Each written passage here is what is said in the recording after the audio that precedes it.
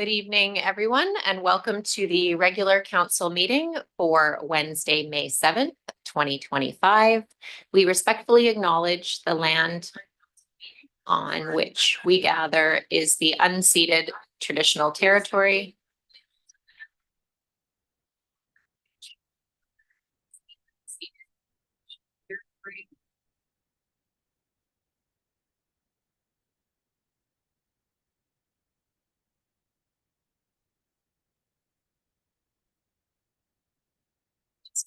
Okay,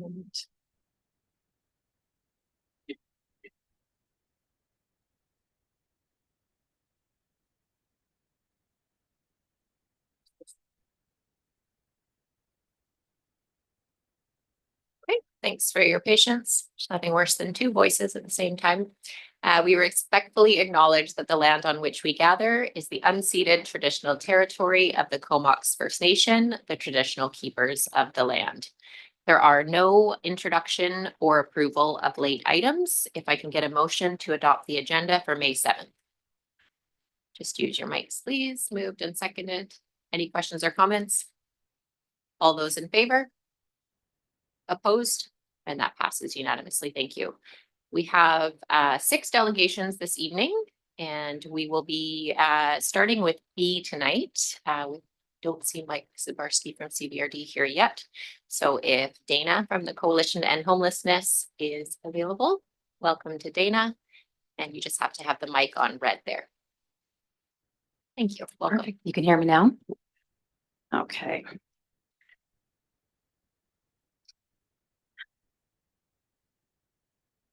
Nice to see everyone. Thank you so much for having me here today. I'll wait until the slides are up here. And for switching slides, will I just look over to the side and ask for some help there? Yeah. Yep. Okay. Go ahead. Okay. So yeah, again, thank you so much for having me here. The Coalition to End Homelessness gathers on the unceded traditional lands of the Comox First Nation, including the Puntledge, the Aixen, the Sathlut, Sasitla, and Hahe people. I have a lot of gratitude since I've started this role to work alongside our many strong Indigenous leaders locally. And a massive piece of my gratitude comes from being inspired from their advocacy efforts and a lot of their work towards systems change. My name is Dana Forsgren, and I am the coordinator for the Coalition to End Homelessness. So the main part of my presentation today is to present on the grant and aid funding that was provided by the town of Comox. I would also like to spend a little bit of time speaking to you all about the Coalition to End Homelessness. Some of that will be a year in review for the coalition and how we envision things moving forward through our strategic plan. I'm just going to jump right into the grant and aid funding. A lot of appreciation for the town of Comox. This funding is paramount for a lot of the organizations locally. You can see that there was quite a few applications that came in. Some of the pieces, the main priorities for this grant and aid funding was capital projects. And so you can see that there's quite a few applications. Some of them did not align with that request for capital projects. But again, amazing organizations that came forward. We can go to the next slide. On our review panel, we had 5 volunteers from the Coalition to End Homelessness. Due to very busy professional lives, we had 3 who were able to join that panel. All of them reviewed these applications, and 3 came to the conversation. Those organizations that were selected to receive the funding that were recommended by this panel were those organizations who were supporting capital projects in our community. We had L'Arche from Comox Valley L'Arche, come forward with a project to construct a fence around their new development. L'Arche supports adults in our community with developmental disabilities. We also had 2 applications come forward from Dawn to Dawn Action on Homelessness. One of these projects is in the town of Comox on Elm Street. And this is a project to support some recent repairs and to maintain housing for those who are in this affordable housing location at this time. The next project is called Gugasawagaloos, and this home has not yet been opened, but this funding would help to open this space. It is specifically for the 2S LGBTQIA plus youth in our community, prioritizing Indigenous youth. So both amazing projects, both really supporting specific demographics that are specifically impacted by the housing crisis in our community. I'm not going to speak too much further on this right now, but I'm happy to answer more questions later. I'm sure if you have any. Just so you all know, I did send those applications to Mayor and Council for further review.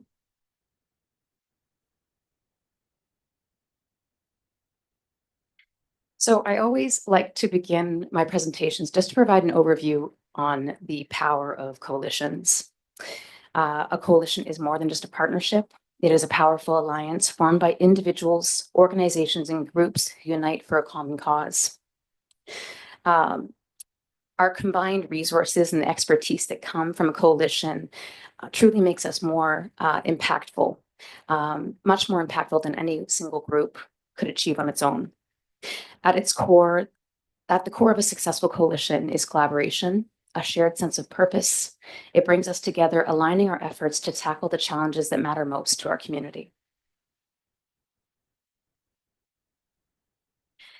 I won't go into too much detail, but I wanted to share this because there's a piece of the coalition is around bringing awareness to why are people experiencing homelessness and why is that increasing. There's a great deal of complexity around homelessness and why and for the root causes of homelessness. And so I think it's really important to share a few of those reasons. We often speak about the lack of affordable housing, but there's a variety of reasons why our community members are experiencing homelessness. Much of this stems from systemic discrimination. We see this happening in every community across Canada, that individuals with developmental disabilities, physical disabilities, individuals who identify as different racial minorities from the 2S LGBTQIA community are disproportionately impacted.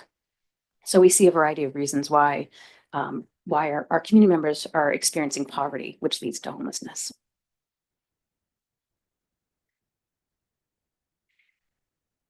This slide is really just a snapshot of a month a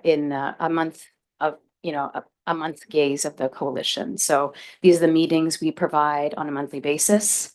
Among other activities, a main aspect of the coalition is really to bring the community together to engage with different levels of the community. We have weekly meetings with community members with lived and living experience of poverty and homelessness.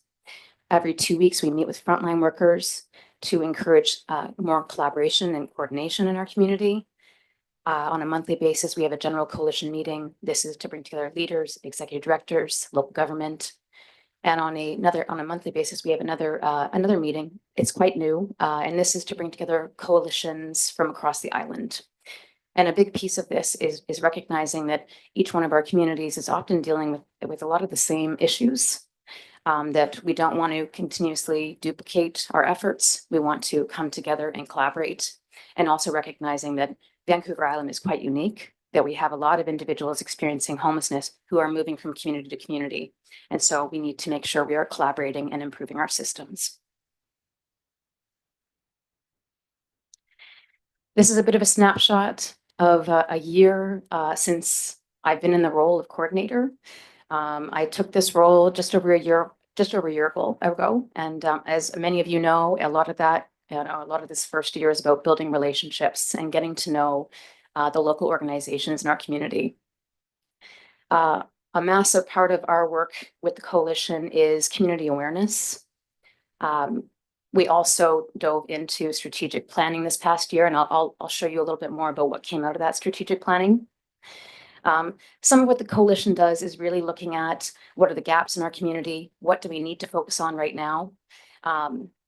With strategic planning, we do want to look at the long-term goals. How are we achieving? How are we looking at the root causes of homelessness? At this time, this past year, we've often been taking on contracts to support the community. Some of those are the point in time homelessness count that just took place in March. We also supported the extreme weather response shelter. So I was the community representative for the community response, for the extreme weather shelter. We also do a lot of funding coordination, such as through the Community Foundation and through municipality, CVRD. And again, ongoing advocacy. So how do we come together and really support our voices through municipal advocacy and provincial advocacy? Some of that recent advocacy was with Brennan Day, who did some advocacy on the recent provincial health budget.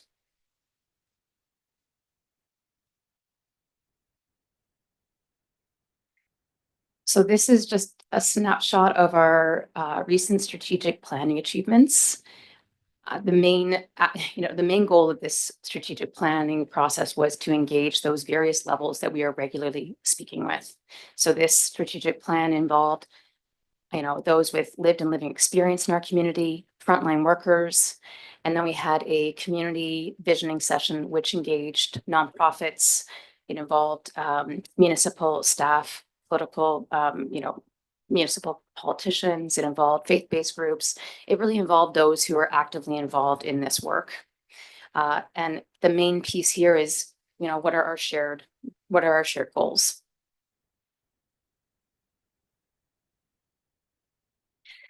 So I will send out a larger report around what came forward from each of these sessions. But there were some main themes that came forward from all levels within our community. A lot of this comes down to, again, where are those shared goals? Where are those areas that, we may all have different mandates. What do we need to work on collectively? What can we do? How can we make an impact collectively? Some areas of focus that came forward was around innovative housing solutions. So what can we do with what we have in our community? A lot of individuals in our community would like to see a tiny village, but others have talked about intergenerational shared housing opportunities. So this is just one of those areas that there would be more interest in looking into. Increased collaboration is a major focus, and we're going to see a need to lean into this in the next year as well, is how do we strengthen our partnerships? How do we decrease duplication and strengthen our partnerships, and how we can come together to support our community members, but also seeking funding. Another area is something that, again, we are all seeking to do, but often don't have time to do within our own mandates, is policy advocacy and systemic change. So how can we work together to create systemic change? And finally, from what I'm sure you're all experiencing as well, is there's a lot of stigma when we are trying to, bring affordable housing to our communities. There's a lack of awareness around those experiencing poverty and homelessness. So how can we help our community understand why there's a lot of, poverty in our community, and how do we increase the support for affordable housing and for different initiatives? So part of the that list of our year in review was around bringing on a new leadership team, and we have quite a few new leaders. Ann Jansen is an existing leader from Affordable Housing Society, but we're welcoming 5 new leaders. We have Jay Desmonturnel, who is from WACHE and Authentic Horizons. We have Adrian Yip, who is a longtime nonprofit volunteer and consultant. Julia Henslett, who is currently doing her PhD in public health, and she focuses on housing and homelessness and belonging. Kim Hewitt is on the leadership team with Salvation Army, and Dave Myers is a long-term volunteer with Caravan, and his day-to-day job is in construction, but always trying to find ways to support nonprofits and affordable housing. So just looking ahead, we are hoping to take a look at those themes from our strategic plan. and create SMART goals, action tables. We really want to take a look at what our community is already doing. We don't want to duplicate. We want to strengthen other collaboratives, other initiatives that are currently taking place. We really want to focus on creating more sustainability for the coalition, and that's the main goal: is how do we make sure that that there's sustainability for the coordinator role. At this time, it's quite challenging to find funding for a non-entity position. Another area, of course, is strengthening those partnerships across our community. So how can we help our nonprofits to partner more effectively and not simply duplicate services, but support one another? And so I'll leave it there. And if you have any questions, I'm happy to answer. Thank you, Dana. I thought you'd been there longer a year. I know you bring a lot of expertise and passion to the role. So thank you for the update on what's been going on in the last 12 months. We will, of course, be looking at that funding request this month. And it's helpful to have that background context and some of the changes. Can you share how many members, nonprofit organizations are now a part of the coalition?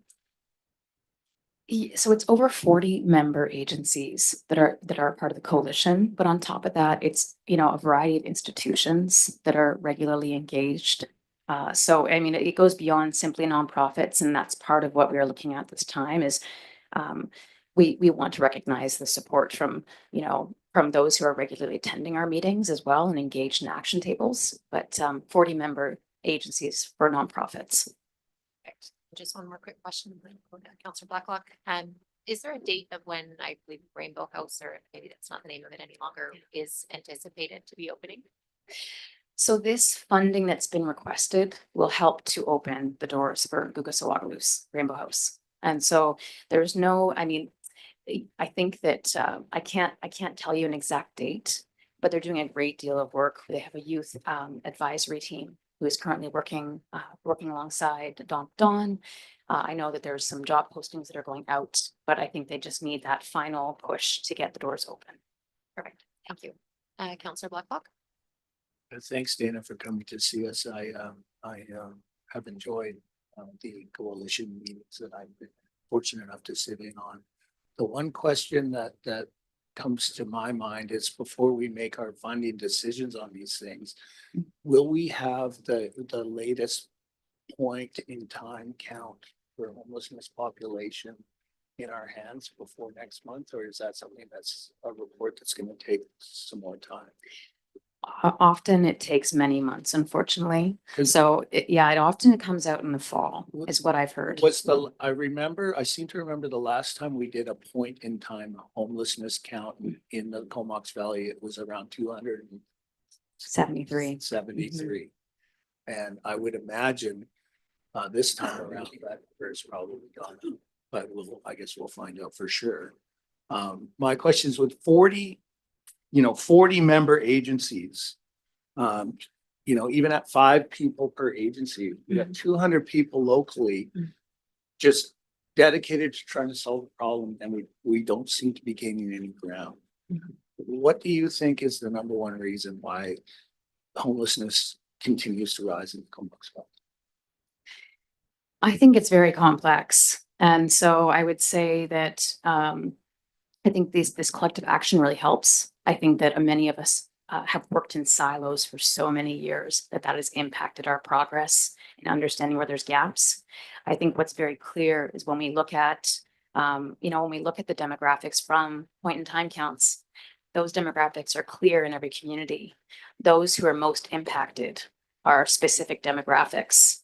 And I think when we look at that equity lens and how we're supporting people, we need to really take a look at how we're supporting those specific demographics.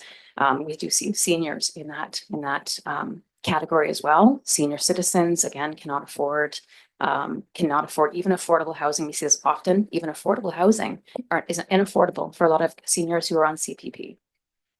And so I think it's a complex question. I mean, at this point, I think that we're seeing progress, but I think progress is slow. It takes time. It takes time for system change. We can move forward, but then we move back, and then we move forward a little bit more. It just takes a lot of dedication and I think just making sure that you continue to show up to the table and be a part of those actions. Thank you. Thank you. Other questions from council for Dana? Okay, thank you again so much for attending this evening, and we will be in touch later on. Thanks so much. Take care.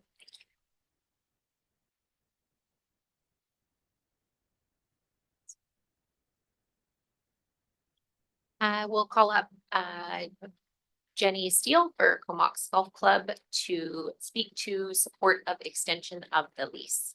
Welcome, Jenny. Hello. Yep. Where did the clicker go? Click my slides.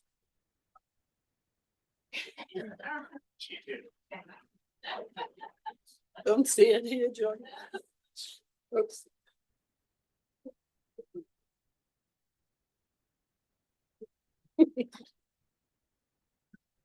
I can just tell you to. Okay, let's get on.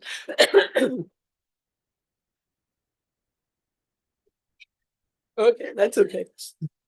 We'll do it manually. Good afternoon, Madam Mayor and councillors. I'm hoping this is the last time I'm going to appear before you. It's good to know you, but it's been too long. I'm Jenny Steele, and I'm here representing Comox Golf Club. A couple of my colleagues here, Blake Johnson is the president, and Marion McGrath is our restaurant liaison. We're fortunate this year that we had to change our bylaws because we had too many volunteers for the board. Yay. So why we're here today, I'm sorry, in April 2023, we began exploring opportunities to raise capital for a new irrigation system and a clubhouse renovation. The current irrigation system is over 40 years old, and the clubhouse hasn't been renovated since it was built in 2005. To raise capital, we went to financial institutions who told us they needed a longer lease. Our current one is up, as you know, in 2033. So we asked Courtenay Golf Club Limited for the existing lease to be extended by 30 years. They are our landlord. We were told that council, as majority shareholder of CGCL, intended to consult with your constituents and would not commit to support the new lease until the Downtown Action Plan and the Parks and Trails Master Plan were completed. Over the past 2 years, then, our members have participated in those consultations. We've also evaluated how we could add to community value while staying true to the donor's charitable intent and within the parameters of Courtenay Golf Club's incorporation objects. If you remember, we tried out a partnership with the Disc Golf Association. We were really excited about that. But once we got further into it, we found that the infrastructure was intrusive, the revenue loss was significant, and the risk to course integrity was high. We also examined whether a loop trail might be possible, and I think we told you about that last year, so I won't go into that, but there's a slide at the end of this deck that shows you the issues there. Today we share our insights, reflect on the town's consultations, and most importantly, we renew our 2023 lease extension request. Oh, wrong way. Okay, so there is in both of your consultations, a multi-purpose space was identified, a loop trail, some kind of east-west corridor seemed to be key. But let's begin with the physical limitations of the site. It occupies just 46.5 acres. It's one of the smallest 9-hole courses in Canada, 30% less than other 9-hole courses. Unlike other larger courses, such as Saanich, we have no perimeter buffer. There's no space around the edges.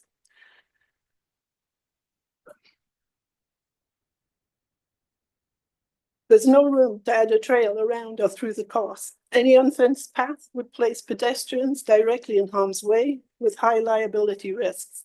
It would also interfere with tee boxes, greens, and landing zones. An additional slide at the end of this deck was from our last year's presentation. We understand that an east-west trail from Buena Vista to Port Augusta is sought, but that would cross directly over 2 active fairways and over a tee box. Bottom line is that the course was not designed to accommodate pedestrian traffic, unlike some more modern courses. Finally, we must consider the charitable intent of Robert Filberg when he gifted his majority shares to you, the town. We maintain his intent was for a golf course, not a multi-use park. So what can we do? We do recognize the community's desire for more green space and suggest there are 3 safe zones which would permit that. These are underutilized peripheral areas of the course where no active play occurs and there's no safety risk. We first proposed these to you in 2024. However, they didn't seem to make it through to any of the reports. However, we just recently toured the whole course with town staff, Jordan and Robbie. I believe it's fair to say that they were both intrigued by the possibilities. The first safe zone is approximately 1 acre, accessible from Stewart Street.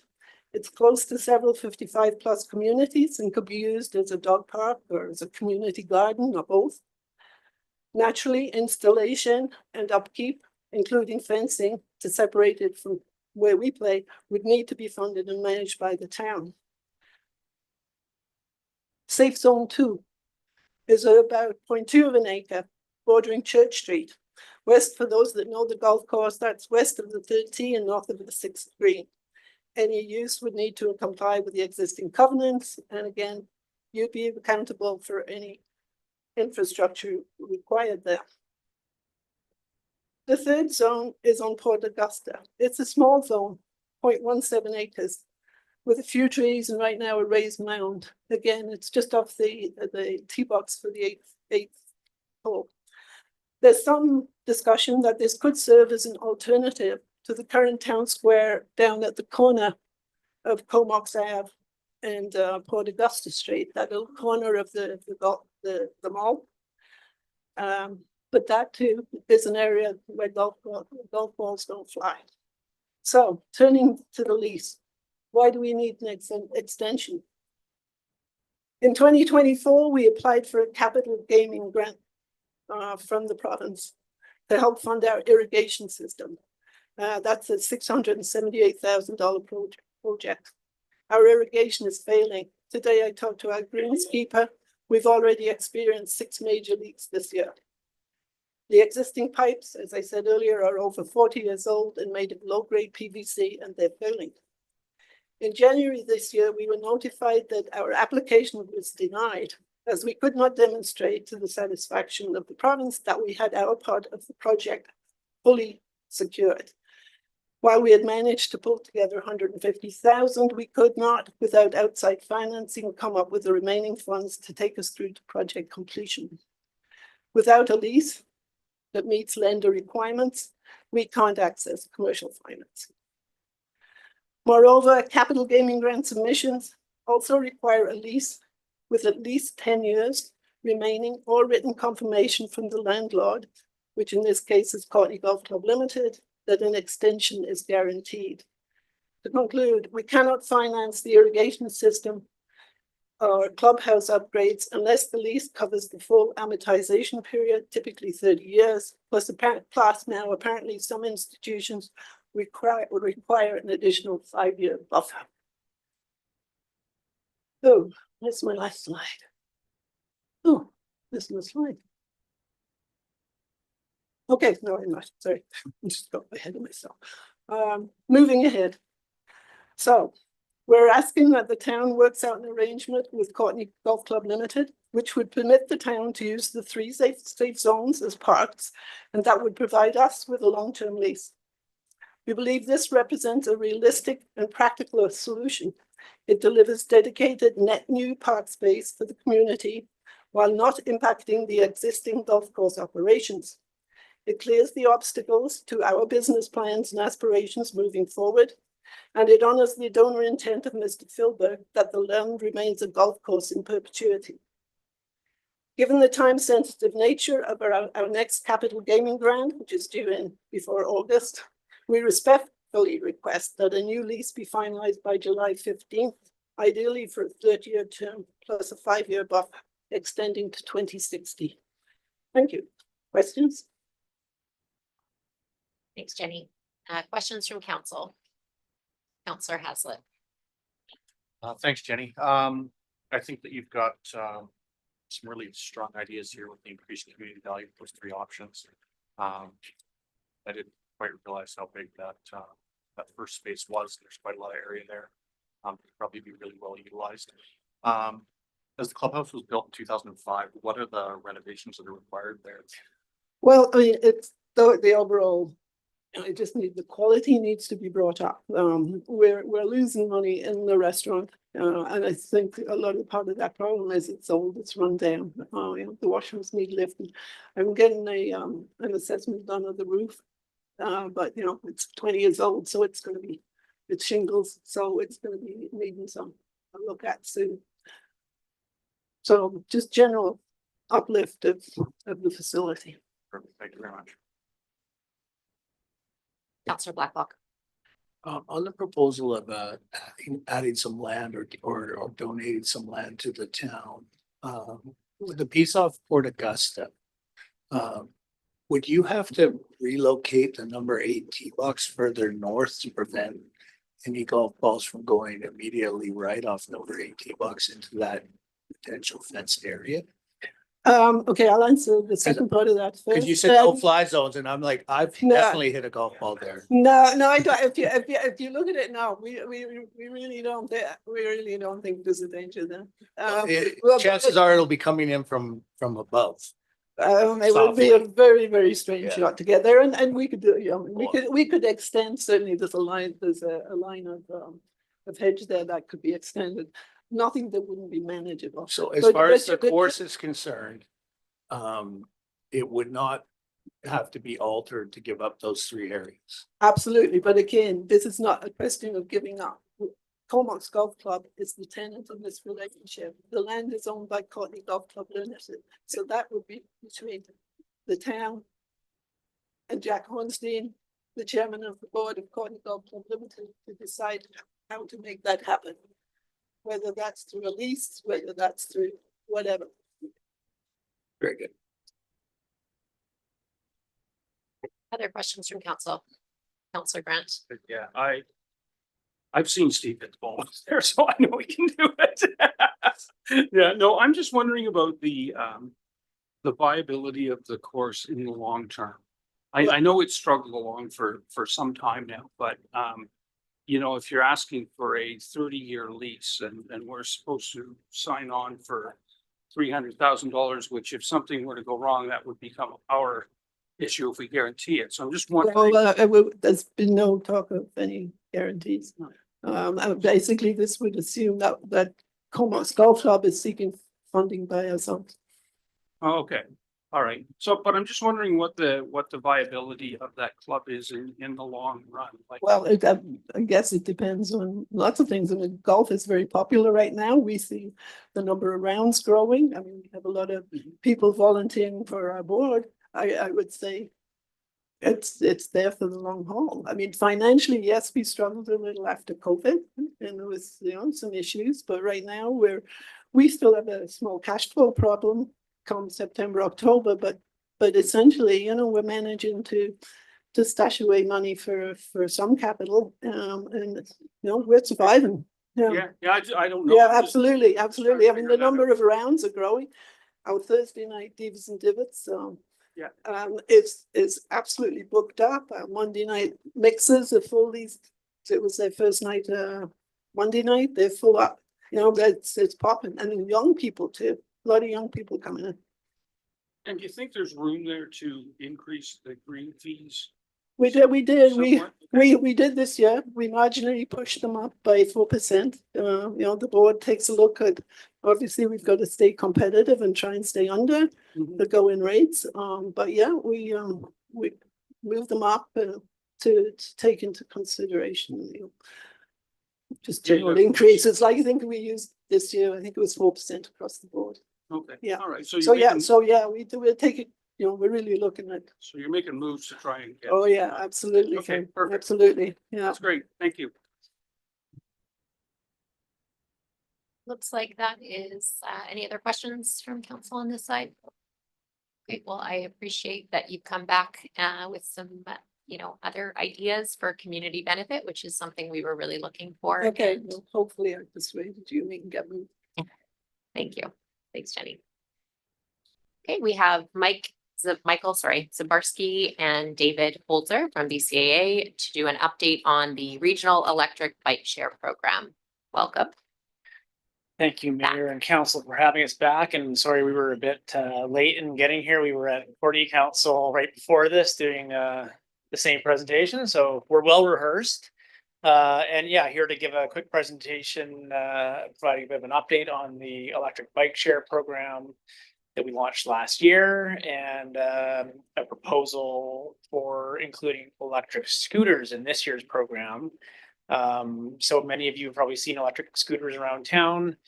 Currently, under the Motor Vehicle Act, they're prohibited in public roads. So the province has a pilot program going on right now, and they're encouraging communities to join the pilot program to allow electric kick scooters within their jurisdictions. The program is currently only available to municipalities to join this pilot program. So CVRD board was supportive of the expansion last week, but we really need to work with our member municipalities to offer this to the community. So that's why we're here today, partly. So yeah, so we would be looking for council support before we would approve any kind of expansion of our agreement with BCAA to allow the kick scooters. So with that, I'll pass it over to David Holzer from BCAA, who can provide a bit of an overview on the expansion in general, and then a lot of information on the scooters, and we'll both be here for questions after. Thanks. Thank you very much. Thanks for having me here today. My name is David Holzer, Business Development Manager for BCAA's Evolve program. Two things I want to walk you through today. Over there. I just want to run through sort of a little bit of an overview of the program so far this year. In the last year, we had some really nice indicators and signs of the program usage. Comox has been a bright light in the program. There's been a lot of usage here in the community, especially trips kind of from downtown Comox to Goosefoot Park have been very well utilized. So we've seen some really nice usage, and also usage to and from downtown from Quality Foods. So we are quite happy with the results so far in our first year. And we want to expand upon our parking zones that we're offering in the community. So get this right. There we go. Maybe I can't. All right, I got it. So yeah, so overall in the entire system, we're looking to expand to 26 new parking zones. So just a little bit of a map legend that seems to be missing, and my apologies. The blue parking zones were the existing ones. The yellow are ones that we're hoping to add in the communities, and the red are parking zones that are at private or like privately owned land. So the red ones are North Island College, the hospital, and Crown Isle. So in Courtenay, we have a really, like, our initial setup was really well done, and we saw like quite a bit of usage. So there isn't like a ton of more spaces that we want to expand to, but we do want to start to provide coverage to other parts of the community. And we see that, as you can see there, you can see the 3 zones sort of in the main part of the community. And we also thought it might be interesting to expand out to Kai Bay, to provide a link between the community and there. Last year, we were approached by the Comox Valley Airport, so we added a station there. We were a little skeptical, I'll be honest, of usage, but it has actually done quite well. Yeah, and in downtown Comox, some of the stations that we have in the downtown area are some of the most popular across both Courtenay and Comox. So as you can see, this is the time now when we look. Just press the red. Sorry. When we launch, we're always looking to get awareness and acceptance. And so we launch a little bit small because we want the community to accept our program and be supportive of it. And then in year 2, we start to add. And quite honestly, bike share is iterative. We'll continue to keep adding stations. There's a balance between the demand that the system is getting, the amount of bikes, and how many stations we can support with the amount of bikes, the demand, and so forth. So this is our hope for this year to expand out and add more stations in Comox and continue to grow. But we also want to take it to add another new device. And so the real question is, why would you adopt this? Why would you bring e-scooters to your community? And the real answer is that it drives mode shift. In reports from other communities in BC that are doing this program, we're seeing 6 times more usage with an e-scooter than we are with an e-bike. So there's a clear preference. And it's really noted in Coquitlam, who's been running a program like with bikes and e-scooters, where 94% of the 100,000 trips they've had over the last 2 years are on the e-scooter. So there's a clear preference to the e-scooter. It is an easier device to ride and use, and it's more fun, and a lot of people see value in using the e-scooter. And then when they asked, this is from a staff report in Coquitlam, they asked what did it do? 1/3 of those trips replaced a car trip. So we're seeing that mode shift that we're hoping to get. Kelowna, which is kind of one of the original cities to join this program, in their last report, they reported 48% of their trips replaced a car trip. So it has the ability to really drive mode shift and drive it a little bit faster than the e-bike. So when we think about bringing e-scooters to town, we take the same approach as e-bikes. It's really about bringing a program that is safe and accepted by the community. So we spend a lot of time on safety and making sure that the community accepts this, and then to drive that mode shift, obviously, that we're seeing with these devices. So our objective is really to make sure that we promote a safe program and we ensure the devices are parked properly. So today in your community, we use a parking zone approach. So the bikes can only start and end in designated spots. And we'll continue that with e-scooters. We don't see any need to move it to a different type of approach. What we'll probably see is more demand, and we might want to add more stations as we go through. But our job will be to ensure that they're properly parked, properly maintained, they're safe to use. Well, one of the key safety elements is speed limiting them. And then we will also collect lots of community feedback and data and adjust the program accordingly based on that feedback. So when we think about expanding to a community, we think about limiting the number of e-scooters that we start with. So starting with a small amount, that way we can have proper controls over them, ensure that they're being used safely.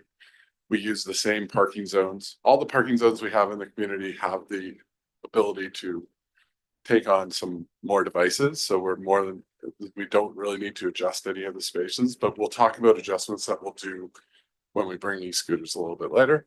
Our hope is that we launch this year. It would be great to get it off the ground here in the summer. Once it's launched, it's instantly available. And then once we launch, we also trigger a lot of more community engagement that we'll do.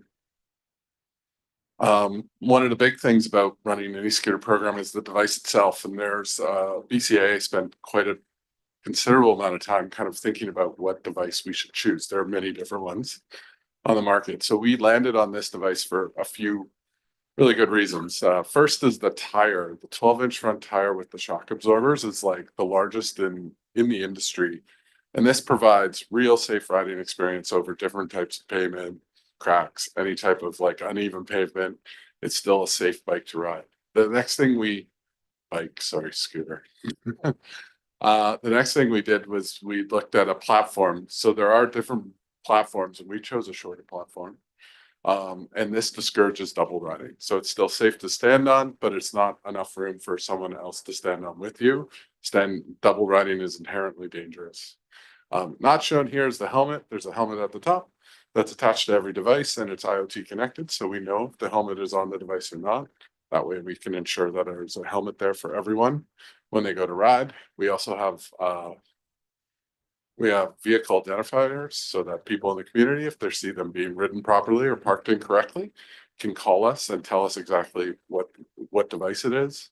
We're working on a Braille decal. We have a prototype for anyone with visual impairments. If they come across our device, they can be able to contact us.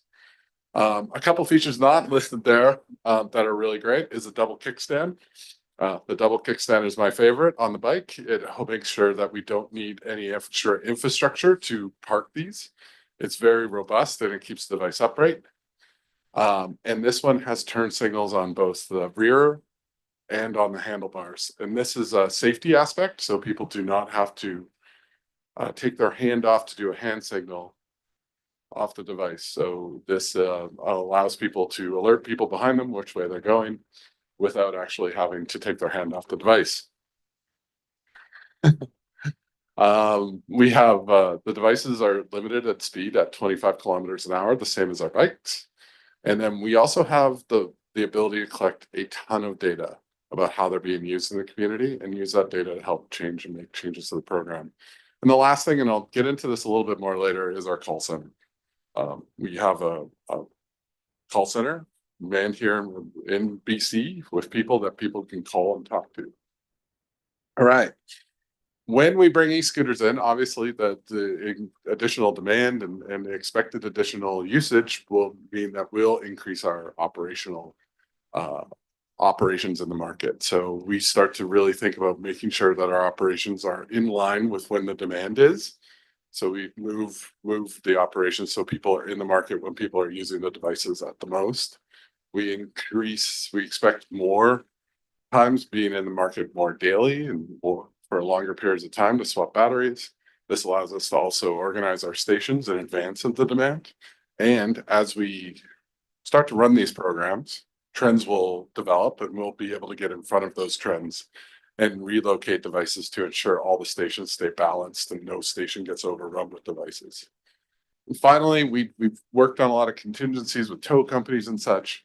We are really confident that if there's an emergency situation with our device that is blocking something or causing an issue, that we can respond within 20 minutes. So one of the other things to help increase the safety is to change sort of some of the visual aids at the parking zones. So we would look at each parking zone individually and make kind of assessments, but we could add bike racks, which are a great visual aid. It kind of pushes people to park inside of those bike racks. We can create painted boxes around the parking zone to give people like a defined area in which they want to use the bike. And we'll change the signage to be a little bit more directive about how to use the e-scooters and how to park them correctly. Another tool that we have that we wouldn't implement right away, but it is a tool we have in the community, is to implement slow and no ride zones. If we are finding that there are areas in the community where the scooters are causing some types of issues, we can implement these that cut the power from the scooter and thus make it inoperable or slow it down to a slower speed than 25 kilometers an hour, say on a multi-use or shared pathway. So lastly, our customer support. This is something that we pride ourselves on. It's one of the differentiators between us and others, is that we have a manned 24/7 call center. We also can reach us by chatbot or email. Everything is responded to within about 5 minutes, and we can allocate resources to non-emergency situations very quickly as well, like within 30 minutes. When it comes to scooters and bikes, managing how people ride them is part of our program. With scooters, there are a couple other things that don't seem to crop up with bikes, but one of those is sidewalk riding and tandem riding. And we have zero tolerance policies. So if those are reported to us and we find that they were doing that, we will remove them from the system. We also have warnings and penalties already in place for people who park incorrectly. So, and that's really easy to figure out. So we can put those in place. And then with scooters, there is a little bit of an increased prevalence of fraud, and we've beefed up our fraud procedures to ensure that that doesn't happen. So moving into safety education, this is probably the primary concern. BCAA takes this very seriously. We kind of throw everything at it we can. Our objective is to foster a culture of safe and responsible riding. We feel with the bike share program, we've had that. We have had low, extremely low incidents. We've had no accidents in the system in the community. We've had very few abandoned bikes. So we want to continue that if we were to bring e-scooters in. So you'll see all of the different ways that we'll do this. And one of the biggest ways is that we'll come into the community and we'll bring people to the community to do demos and training and work with members of the community and help them understand how to do this properly. So community events are going to be something that we key in on. But in addition to that, the parking zone changes will have safety information. The bikes and the scooters themselves will have all sorts of how to ride safely information. The app will have screens that'll tell you how to ride safely. So we will try in every way possible to get the information to them about how to ride safely.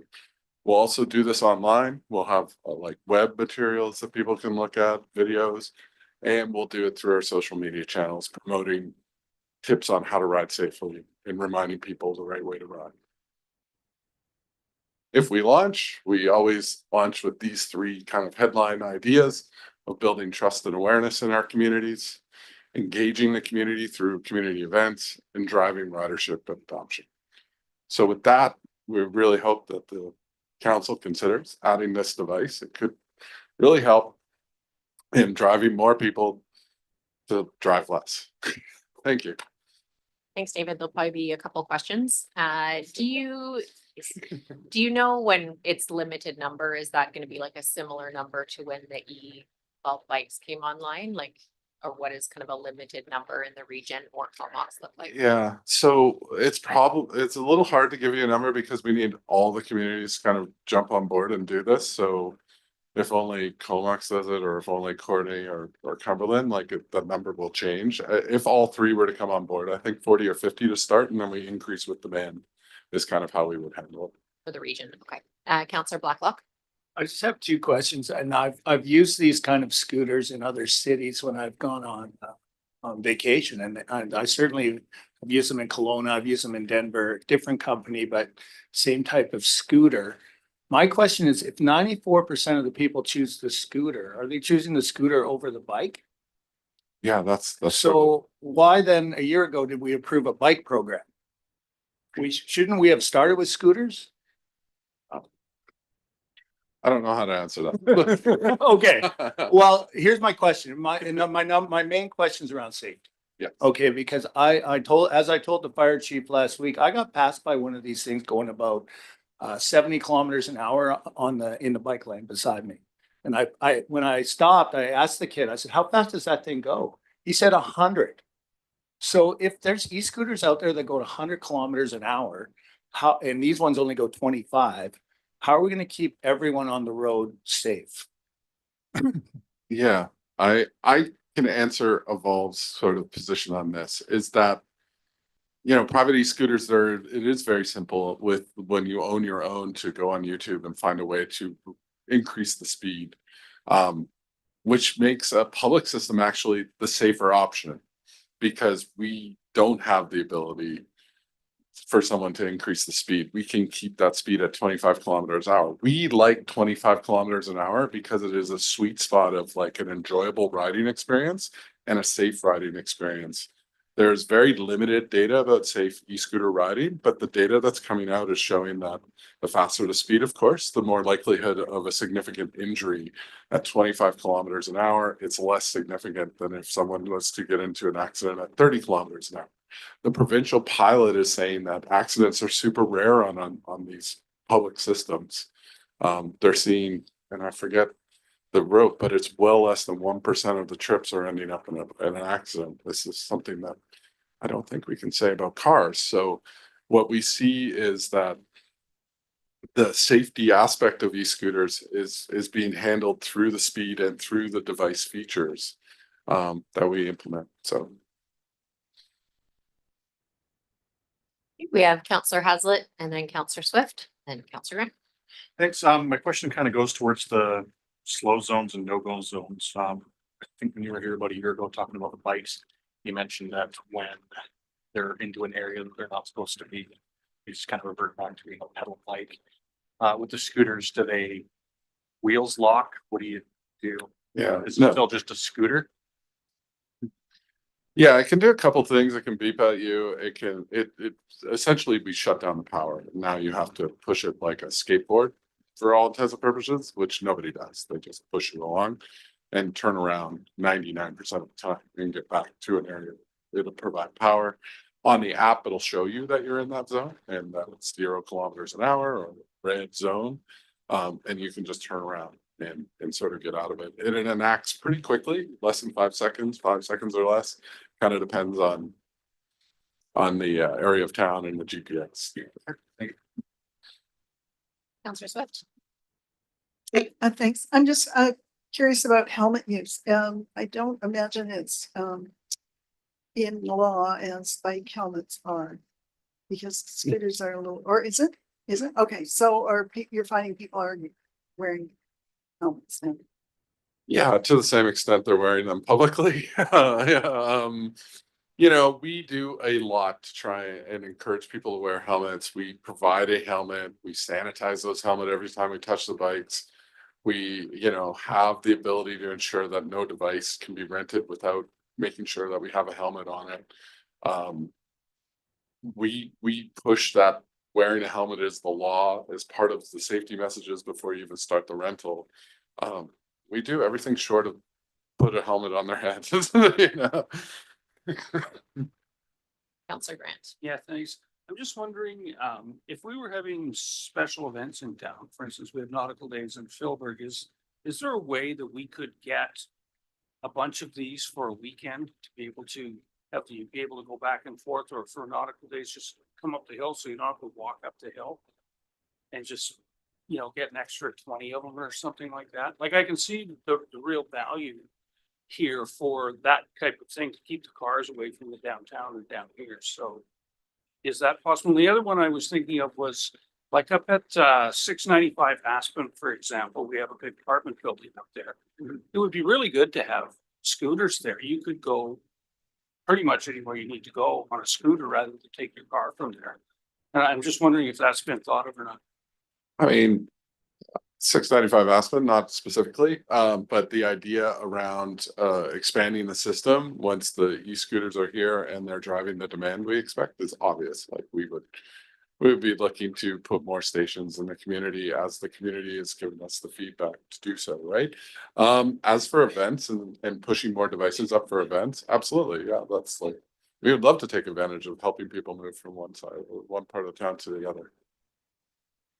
I was actually thinking in terms of having stations near some of the bigger apartment buildings where, you know, if you wanted to go from, say, you know, up by McDonald Road down to downtown, it would be a perfect scooter ride, right? Rather than up in the car or even take the bike, right? So just wondering. Question from Counselor Mayer. Thank you. This is just further on the event question. I'm thinking when we have designated parking for events, so can you make like a temporary zone and bring a whole bunch? Yeah, the system's like That's totally exactly set what up it's for it. I designed to mean, do. we were here last year, obviously, and we have a station down where Nautical Days takes place, and we didn't have to really do much, but we had considerable amount more bikes in that zone Right. But during the event. if we put a station up at the school where we tell everybody to park and take a bus, so that they can have Yeah, a scooter option. Absolutely, would love to do that. Okay, Yeah. thanks.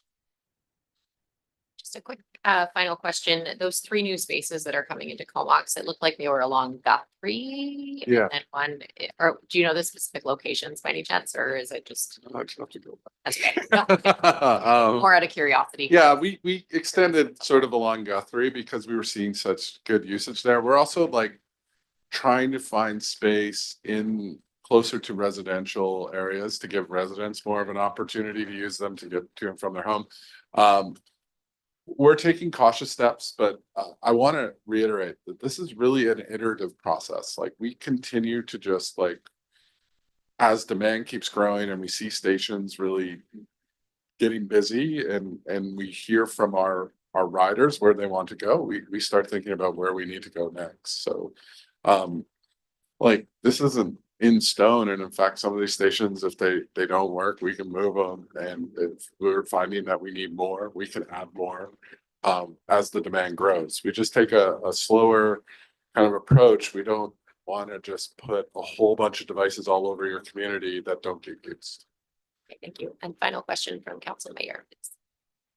Thanks. I'm just curious about how, so you'll have your general marketing, so let's assume that yes, and all of this goes out. The way that we'll hear about when these additional parking zones go in would be, we'd see it on social media, or like, will we get some kind of notification? Yeah, well, hopefully we'll make a big deal out of it. Okay. And hopefully some, people pick it up and we get some more publicity.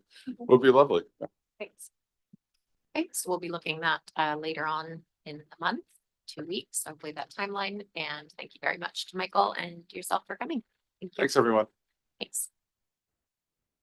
So our next 3 delegations are for notice on title recommendations. So thank you for coming. You will have up to 10 minutes and council may or may not have questions after, but it's your opportunity to present to council for up to 10 minutes. So the first presenter would be Ted and Lori Winstone from 400 Davis Street for notice on title recommendation. Good evening, everybody. I'm Lori Winstone. This is my husband, Ted. We purchased our portable shelter in August of 23. Ted went to the town of Comox to inquire about a permit, and he was told by the planning department there was no permits for a portable shelter. Our shelter, which is used to protect our camper, is a kit and considered portable. It's not permanently attached to the ground, but is very safe and very well manufactured. The building department wanted engineering to complete a permit. We submitted a stamped and dated letter from the Skyline Engineering, assuring the snow load and wind resistance to help the building department understand that it was a safe kit. This kit comes pre-cut and ready to assemble. There was a stop work order placed on our tree dated December 16th, 23. On this order, the date was wrong. It was actually October 16th, 23. The wrong clause of 28.03, which is for wood burning appliances, was wrong. And our name was spelled wrong. We brought all this to their attention. And during the course of this time, our information had been forwarded to another Comox resident, which brings into question the professionalism of the building department. We asked to enter a formal complaint, and it was said to us it would be looked into and she would get back to us, but we were never contacted. So we feel, due to the mistakes by the building department and this being a portable kit, we feel there should not be a ticket on our property. I have a picture of what it looks like. We've talked to all the neighbors and everybody thinks it's very nice to having a chart over your RV.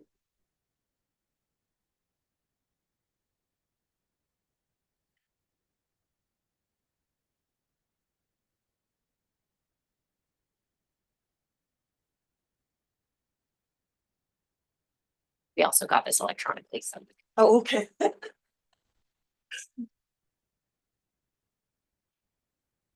anybody has any questions, I'll try and answer. just checking that that's the presentation there. Yes. Okay, perfect. So we do questions at the end. Thank you. Questions for Lori from council. Thank you. Like there's any questions? Perfect. Thank you very much. Thank you very much for your time. Thank you. The next presentation will be from Deb and Nels Nielsen from 867 Labrador Drive on notice of title. Welcome. Good afternoon, Mayor Means and council members. We are Nels and Deb Nielsen, Deb, sit down here. Residents of 867 Labrador Drive. We appreciate the opportunity to address our aluminum patio cover that was inadvertently installed without a permit. We are here today to seek a fair resolution, one that upholds both safety and homeowner rights while ensuring reasonable governance. Just a bit of background and context. We moved to Comox in September 2023, drawn by its natural beauty and welcoming atmosphere, strong sense of community. Since then, we have been actively involved in the community. I volunteer with the Comox Valley Search and Rescue. Deb is an active member of the Comox Community Recreation Center. And she's corresponding with the Parks Manager regarding trees down in Comox Marina. And we also belong to the Horticultural Society and the Curling Club in town. Upon learning that a permit was required, we have proactively engaged with town staff to ensure any future additions, such as the backyard arbor, would comply. To enhance our home, we installed a small professionally designed aluminum patio cover measuring approximately 10 feet by 14 feet, intended to create a comfortable outdoor experience. The structure was professionally installed by the manufacturer's representative and is securely anchored to a concrete pad. At the time, we were unaware that this straightforward project required a building permit, which was an honest and unintentional oversight. On October 6, 2023, Ian Rogers, the building inspector, he visited our property unannounced to inform us that a permit was necessary. Following his handwritten instructions, we promptly submitted a building permit application and engineered drawings of the structure on October 10, 2023. So right away. Since then, we've had some concerns about the process and the communication. While we are committed to complying with the intent of Comox Building Bylaw 1472, we have encountered a frustrating lack of clarity and inconsistent communication throughout the process. Although we promptly submitted the required documents, we were then asked for additional technical reports, including a footing and foundation assessment. Given that the patio cover was professionally installed and safely designed, and considering the financial burden of such a report, we found this request disproportionate. The structure has successfully withstood 2 winter storm seasons without any issues, further demonstrating its stability and compliance with safety standards. After receiving a letter from the town in June 2024, we responded with a letter of our own on July 8th, 2024, outlining our efforts to resolve the issue. We invited the town to inspect this structure and propose a discussion. Despite this, our letter went unacknowledged. Shortly after submitting our letter, we received an email from the building inspector containing correspondence meant for another resident, resulting in a privacy breach. On July 16th, 2024, Shelley Russworm, Director of Corporate Services, reached out to request that we delete the misdirected email, which we did in good faith on July 18th, 2024. In a couple of emails dated July 17th, 2024, Shelley wrote that she would, and I quote, review our letter and hope to clarify the situation better. And, I quote again, we'll ensure that the attachment is resent to us with all of our background information included.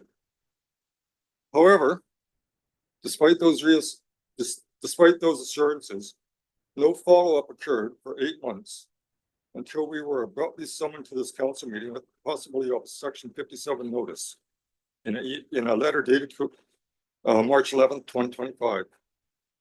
This sudden escalation, combined with the town's poor communication, has caused unnecessary stress and undermines principles of fairness and collaboration. We believe safety is a shared priority between council and us homeowners. The professionally designed and securely anchored to a concrete pad or patio cover meets safety standards as outlined in the engineering drawings we submitted on October 10th, 2023. And I'll just reiterate, it's withstood 2 winter seasons, demonstrating both steerability and compliance with safety standards.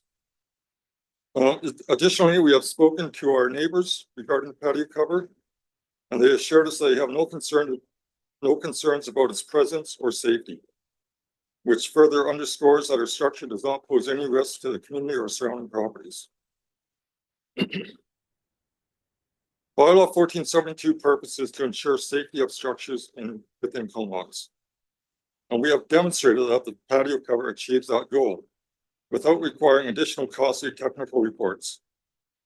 And furthermore, we understand the bylaw states that the town of Comox assumes no liability for the structure safety regardless of whether permit is issued. We believe that a section 57 notice would create lasting complications for any property transactions and ownership transfers, which could impose undue hardships beyond the immediate issue. These repercussions could extend beyond the resolution of the matter, placing undue hardships on us as homeowners. For a small professionally installed patio cover posing no safety risk, this measure feels disproportionate. The risks setting a precedent or minor unintentional oversights result in outsized consequences, even for residents acting in good faith.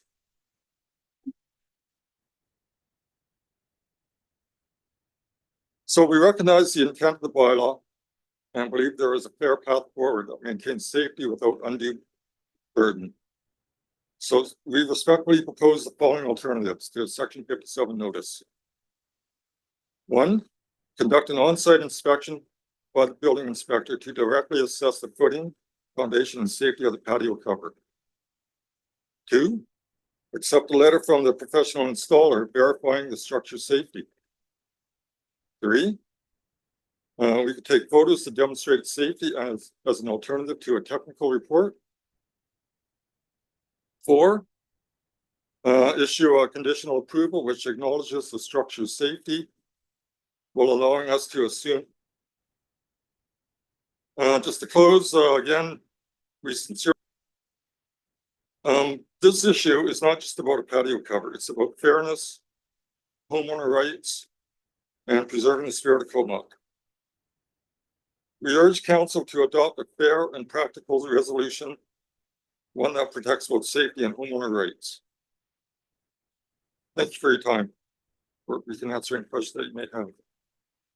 Thank you very much, Nels. And questions from council? We typically don't do questions. It's just a presentation to council.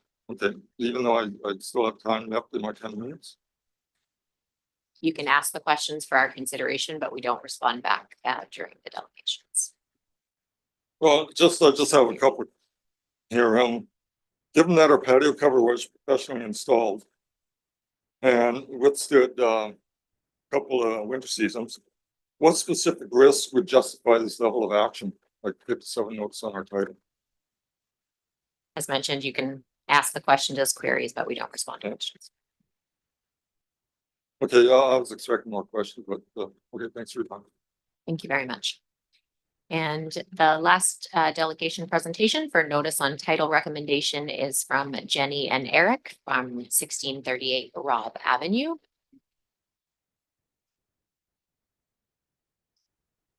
Welcome. Hi, my name is Eric Nevelainen, and I'm the owner of that house. And as a mechanic's car is the last to get fixed, so is my house. I'm a very well known builder around the valley. I've built lots of stuff, especially in Comox. One of my main obstacles was near the end of our project, our engineer died, and we weren't able to finish the last bit of paperwork on that. But and I've talked to other engineers, and they're kind of a little bit leery about taking over someone's job like that, especially since most of his field reviews were inspected by Ian Rogers. Like normally an engineer inspects their own stuff, kind of thing. And then other than that, I got a few other things that were on the list that weren't taken care of, but they are mainly now. So We want to take care of all of it. yeah, ideally we wouldn't have a notice on title. Ideally I would have finished it, but here we are. So Yeah, we're not. What? I will just see if there's questions from council. It looks like there's a question from Councillor Grant. I actually have a question for CAO Wall. I'm just wondering if they were to complete all the work. And we were to put the notice on title, would that then remove that from title once it was completed? So really what they would have to do is That's correct.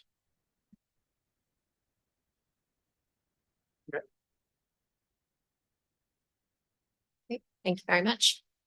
So we will be getting to the notice on title recommendations probably in about 45 minutes or so to guess. So you're welcome to stay around for the discussion or you're welcome to depart. You're as well.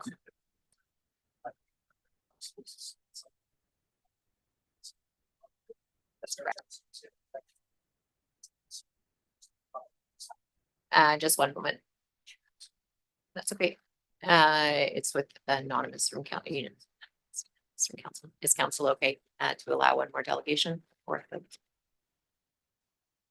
Okay, we need 6, yeah. So I'll move that we allow last delegation for as quick as possible. Okay, all those in favor? Okay, so Dan, you have up to 10 minutes. Sorry, which address is this one? Just give your first name, last name and the Daniel. address. Daniel Parker, 444 Stewart Street in Comox, clearly. I apologize to hit on the same action that we're hitting with almost seems like everybody else. I recently acquired a house from my father who passed away. And once receiving the house, it was in rough shape and I had to do some renovations to it. So I had taken everything that was originally already there when I acquired the place, pardon me, ripped everything down and had to rebuild it because the house was built in 1964. It's an old place. I wanted to make sure it was safe. The deck wasn't safe. We all knew that. Upon starting to tear things apart and renovate everything, a member of the town, the inspection fellow, I won't name names because that's not fair, showed up at my place and asked me for my permits. And I didn't realize I needed those to side my house and rebuild what was already established and built at my place. We went through the jumping steps in order to get the permits done. Now I have received, I'm going to forward and then have to go back again. Further notice to this correspondence dated May 1st, 2003, June 23rd, 2003, and January 24th, 2024. And the building inspector requested that you apply for a building permit on the deck roof cover, which again, when I acquired the house, was already existing. I applied for a building permit, submitted building permit on February 5th, 2024. However, the building inspector subsequently emailed you on February 26th, 2024, which is correct. He absolutely did, to advise the application was incomplete. What I would like to touch base on is when I went in originally to get the permits from the building inspector, I asked him where I would acquire these permits, and I was told that I have to go online to get them. At the time, because of the incredibly convenient times he has, which is 30 minutes, 3 times a day, I believe. I work full time. I have 2 jobs actually. So it's hard to make your way in there and get the time to do it. I was told the first permit, not a problem. I asked for it. He said, get it online. I asked if he had them in the town. He told me, yes, they're behind me. So from the start, I thought, why wouldn't you just tell me that from the get-go instead of sending me online to get these things? I picked up the piece of paper. I went home as fast as I possibly could, filled it out and brought it back as quickly as I could. Again, 30-minute allotments, 9:30 to 10 or whatever it is. When I put those in, I was told that's not all the paperwork I needed. I needed the next piece of paper. So I asked, please, can I have that? And I filled that one out. And again, waited another 3 hours so I could get in. Again, missing a day of work. Gave him that piece of paperwork and was told that that is still not the amount of paperwork he needs. To me, it seemed like a bit of a jest in a, why didn't you give me all 5 pieces of paperwork I needed to get from the get-go so I could fill it all out in one day, bring it in and get everything done. I kind of felt like I was not being helped. I was being hindered. And I'm under the assumption that the idea is that we all work together and that your idea is to help the community, help guys like me that are trying to renovate my mom's house to, make it better, make it safe, make it so people don't fall off the deck and such. I felt like I was literally fighting an uphill battle from the get-go. Now we're going to jump ahead to the fact that after which, and I still have all the paperwork here, that all of my permits, after I had finally figured out the paperwork, are passed. Everything was passed. And it was not the fellow that I had done the applications with. It was another fellow that was filling in because the person I had dealt with was on holidays. So this other fellow came in and passed everything that I had. The object in question right now is like a sunroom over top of my deck that I was told, you know, has to pass code, which I fully agree with. It absolutely should. And I've sent in my blueprints, my permits and everything else. But again, right now I'm being told that I do not have all of the proper paperwork. And now what I feel like is that I've been duped again, in a sense, to fail because I wasn't given all the proper paperwork to fill out, proper steps to take in order to move forward with this project. Since then, I've been given a no work order or stop work order, a $500 fine. Right now, there is a notice for whatever we're doing here, putting a lien against my house, notice against title, which again, I think is almost harassment in a sense, where I have no problems going through every step that everyone wants me to, but I would like to know every step I have to take, not one step at a time and being told that I'm failing, because I don't think that's fair. I would like to know the entire list, not a problem. I'll adhere to all of that. Maybe the person I am talking about, we got off on the wrong foot, but in the same sense, I was under the impression that we're a tight community. Why not try and help me instead of hinder me? And I do have a problem with this. My mom is 77 years old in horrible health, and the title is absolutely in her name, but she's the one that gets the registered letters. She's the one that gets all these things, and it worries her. And I don't want that. I'd rather have all the paperwork, deal with it, and move forward with this. The house is amazing. And I apologize, I'm not touching base on somebody else that's already stepped up here, but I have also gone through 2 winters with snow on the top and everything else, and it has passed. And I understand that there's a few more steps that need to be made.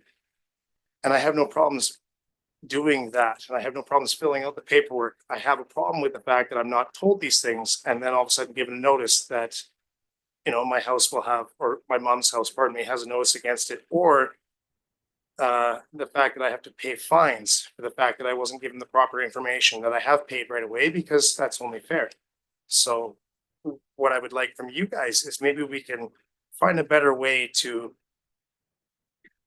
figure this out so that people like me can get all the paperwork in one folder. Like, it's not just that you need this piece of paper and I come back and no, you didn't get this one, you didn't get that. Make it more clear so that we can figure this out and move forward with, you know, it's just, I'm not trying to work against you and I want you to work with me.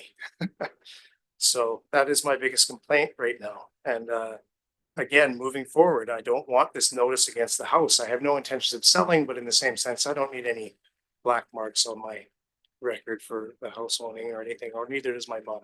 So please, if we can we give me the paperwork? Can we move this forward and not have the same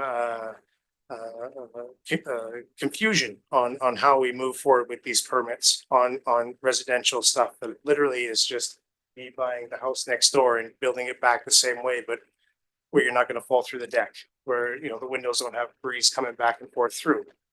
So that's pretty much where I'm at. And I apologize if I tried not to name anybody. I'm just simply stating, I think there's better ways to communicate about this stuff. And I think it was pretty hard for me to jump through these hoops, considering I built for a living and I don't have these problems with the city of Port Meade. Pardon me. Thank you very much for your time. I Great, just appreciate a it. moment. Any questions from council? Okay, thank you. Thank you. And we will be getting to those in, again, 30 to 60 No minutes. worries. I just wanted to state my piece. Thank you very much. Thank you. And Mike off, please. Okay, we're moving on to adoption of the regular council meeting minutes for Wednesday, April 16th for adoption. Any questions or comments? All those in favor? Opposed? And that passes unanimously. Thank you. We have the public hearing meeting minutes from Wednesday, April 16th for adoption. No. Second. It's been moved and seconded. Any questions or comments? All those in favor?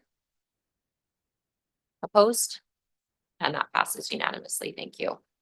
We are moving on to the consent agenda. There are items 1 through 9. If I can get a motion to receive those lot. Move. Second. Moved and seconded, all in favor of receipt? Opposed? That passes. Are there any letters that people would like to pull out? You just need a seconder, Councillor Swift. Thank you. It's letter number 7. Second. Thank you. Okay. This is the one that the citizen is requesting an electronic crosswalk at Church and Knoll.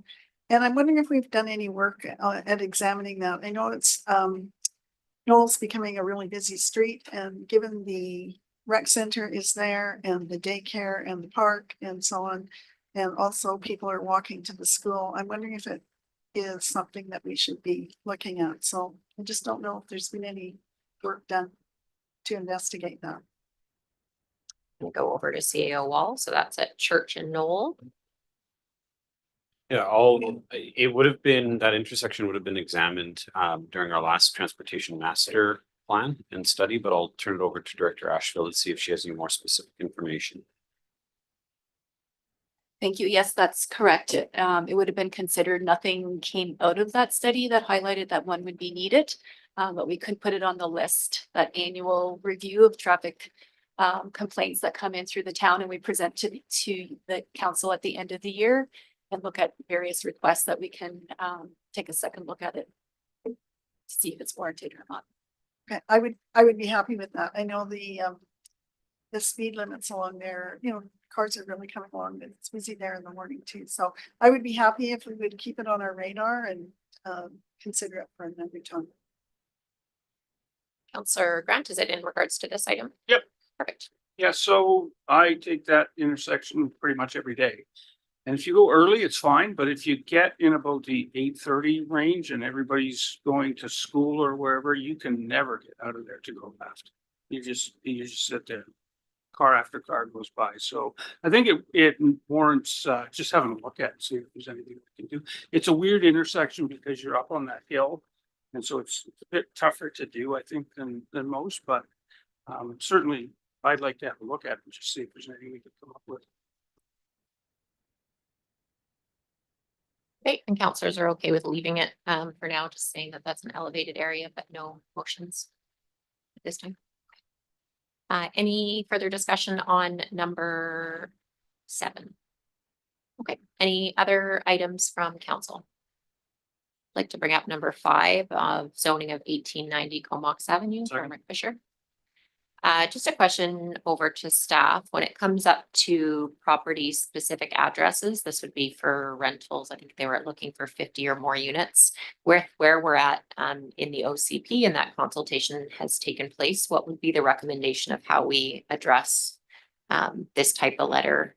Will it get brought back up in the queue with that specific address for consideration, or how's the best way to look at? I believe they're looking for 6-story, 50+ units.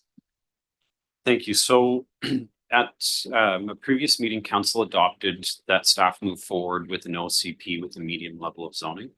That medium level of zoning, when we take a look at the applications that we already have in queue, we are meeting the targets that we need, and we are generally now looking to do pre-zoning for the missing middle style housing for your duplexes and townhouses, your row houses. So we're looking to try and secure that type of housing. We as staff are likely not going to be looking at adding more pre-zoned apartment style complexes. So if that's something council wants to see, once the OCP maps come back to you out of public engagement, which will be coming back after June, let's say July or August, you'll get those maps back. We would need council direction to look at providing more apartment pre-zoning.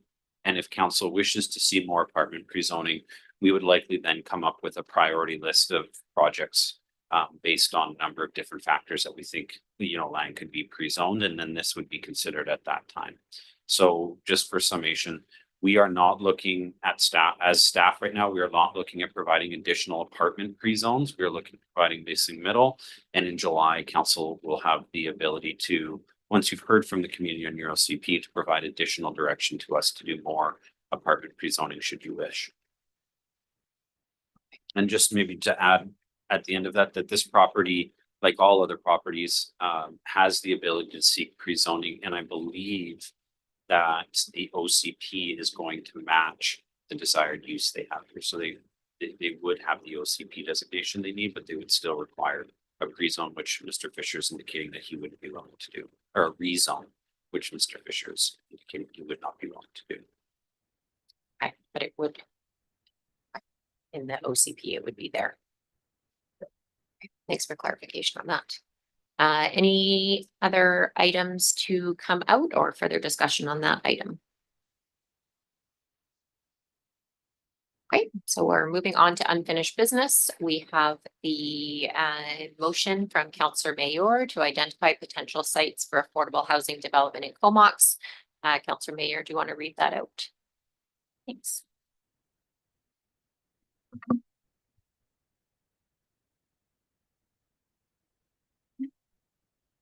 Whereas the town of Comox has provided notice to withdraw from the CBRD's Emergency Shelter and Supportive Housing Land Acquisition Service, or which is Service 450, due to concerns regarding its expanded scope and governance. And whereas the 2024 Town of Comox Housing Needs Report identifies a projected requirement of 3,358 new housing units by 2041, which is about 210 units per year, including at least 806 units, or about 50 units per year, of below market or deeply affordable housing to address the needs of vulnerable populations. And whereas the town of Comox recognizes the importance of proactively addressing affordable housing needs within its jurisdiction, therefore, be it resolved that council directs administration to 1, identify and evaluate municipally owned lands and other potential sites within the town of Comox suitable for the development of affordable and supportive housing. 2, collaborate with local nonprofit housing providers and other stakeholders to assess the feasibility of developing affordable housing projects on identified sites. 3, explore funding opportunities from senior levels of government and other sources to support the development of affordable housing on these sites. And 4, report back to council with findings, including a prioritized list of potential sites, partnership opportunities, and recommended next steps by September 30th, 2025. Thank you for reading that out. I will move the motion for discussion. Second. Okay, so moved and seconded. So for discussion, Councillor Blacklock. I was just wondering if we could amend the motion to, instead of saying below market and deeply affordable, we change it to what it really is, which is taxpayer subsidized by property owners. Can I make a friendly amendment for that? Or would we need to vote? I don't believe that's a friendly amendment. I'll look to staff. Well, I mean, my question around it is, we already got out of this service and we got out of this service for a reason. So I think that the spirit of this motion is to essentially put us back in, even if not officially, at least unofficially. And I think we can certainly handle on our own in the town of Comox. We already know the sites that are identified for social housing, and hamstringing our staff with an unreasonable timeline of September 30th, 2025 is not something I'm going to support. We got Councillor Mayor and then Councillor Swift and Councillor Grant. This wasn't actually at all meant to hamstring us. It's just meant to have a plan, which it would be nice to have. That's it. And if the timing is unrealistic, I'd be happy to have that extended. I'm just going to double check. Councillor Swift maybe had her hand. We'll go to Councillor Grant, then back to Councillor Swift, if that's okay. Yeah, I'm just wondering if a better way to do this might be to just pass number 1, which is to identify the land. I think we already know what the land is. There's really only 1, if not 2. And just take it from there and leave it at that. I think we know the rest of this already. I mean, I know I've been here for long enough that I've gone through this probably 15 times since I've been here, and the answer is always the same. We only have one piece of land. So, you know, I would think that if we just did the number one, and maybe there's something else out there that's come up that I don't know about, but, and just leave it at that. I think that's the way to do it. Looks like, although we'll go to Counselor Swift, we may need to break them apart, and 1, 2 could go together potentially, but we'll go around first and get opinion. We have Counselor Swift. Well, again, I agree. We only do actually have one piece of land as far as I know. And I guess additionally, we are trying to collaborate with our local non-housing or nonprofit housing providers. As we heard from the coalition tonight. I don't know what else we can do. I know over the years Habitat has approached us a few times, but it's never it's never come together. So I don't know what other collaborative efforts we could do. And as far as exploring funding opportunities, I think that would depend on who was building it, what would be available to them. So I don't know at the municipal level if that's our role. So I'm not sure how to support this, because I agree it would be nice to have a path forward, but I feel like we're kind of doing what we can at this time and hoping for some building to take place that will allow more affordable structures to be built in our town. So I'm not really sure how to support this motion. Counselor Haslett. Thanks. I'd be in favor of moving one forward. You know, we recognize there is a piece of land that we do have available, but maybe there is something else that at the table we're not sure of. But I'd be in favor of having one go forward, and staff advises before we move forward on 2, 3. Okay, so is there any further comments on, at this point, the motion is for number 1 through 4. So if you're supportive of that, you can vote in favor. If you would support a version of it, but only number 1 or 1, 2, 1, 2, 3, then you'd be voting opposed. So all those in favor? Opposed? Okay, and that motion is defeated. So if there is someone who would like to move. I'd move that we have staff identify and evaluate the municipally owned plans and potential sites in the town of Comox suitable for development of affordable and supportive housing, and advise us of those locations before we move forward. Okay, so that's been moved and seconded. Let's use your mics. And for discussion, just over to staff, we have a land inventory available, so that would just come basically to council with those sites, but that's pretty much already developed. Is that correct? We have an inventory of our land, so this wouldn't take long for us to collate and bring to you. The question I would have is whether or not this includes lands designated as park, or does it exclude lands designated as park? Over to Councillor Haslett. I would note this is excluding lands designated as park. I would just see council, like actual council clarification on that matter. Can you give an example of like an address or a description of land that is currently park? Is that the one over on Park Beach Drive? No, the land on Park Drive is not designated as park. I'm thinking that the town has. Yeah, I'm just trying to be careful how I phrase this, but we have a lot of parkland that's quote unquote unused. We could reduce parkland in order to provide space for affordable housing.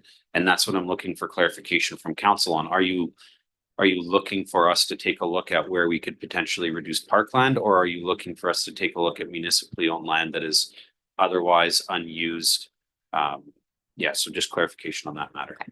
Myself, it would be municipally owned land, because I think later when we get into the Parks and Trails Master Plan, we realize we don't have as much as we'd want to have, but that's my own opinion. Other people may have different, but there are buildings that we own, like camps or different buildings that potentially could have redevelopment also, and those would not be parks.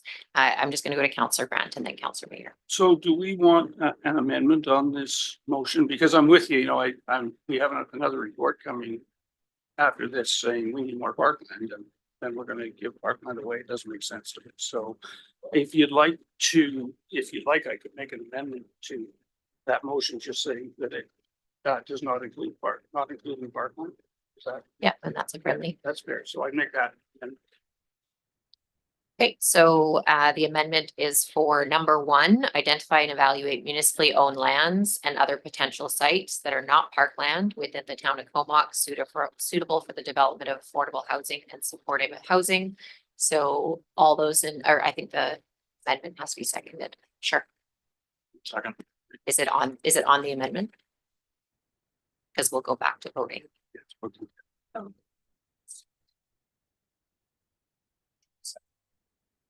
Yeah, so moved and seconded. So is the question about the amendment or the next vote, motion as amended? Okay, perfect. So it's the amendment on the table. All those in favor of the amendment? Opposed? And the amendment passes. So now that motion is on the floor and Councillor Mayor. It's maybe a clarification or a question for staff to explain or maybe suggest what the next steps would be if we already know what the land is, what is preventing us from moving forward on affordable and supportive housing currently? So what steps are missing? I think that if this motion were to pass, we would bring the locations that could potentially be used for that, and then council would give direction on which properties you would want us to explore and how you'd like us to explore those. So it's really just the council direction piece, which would come after we bring you the list of properties.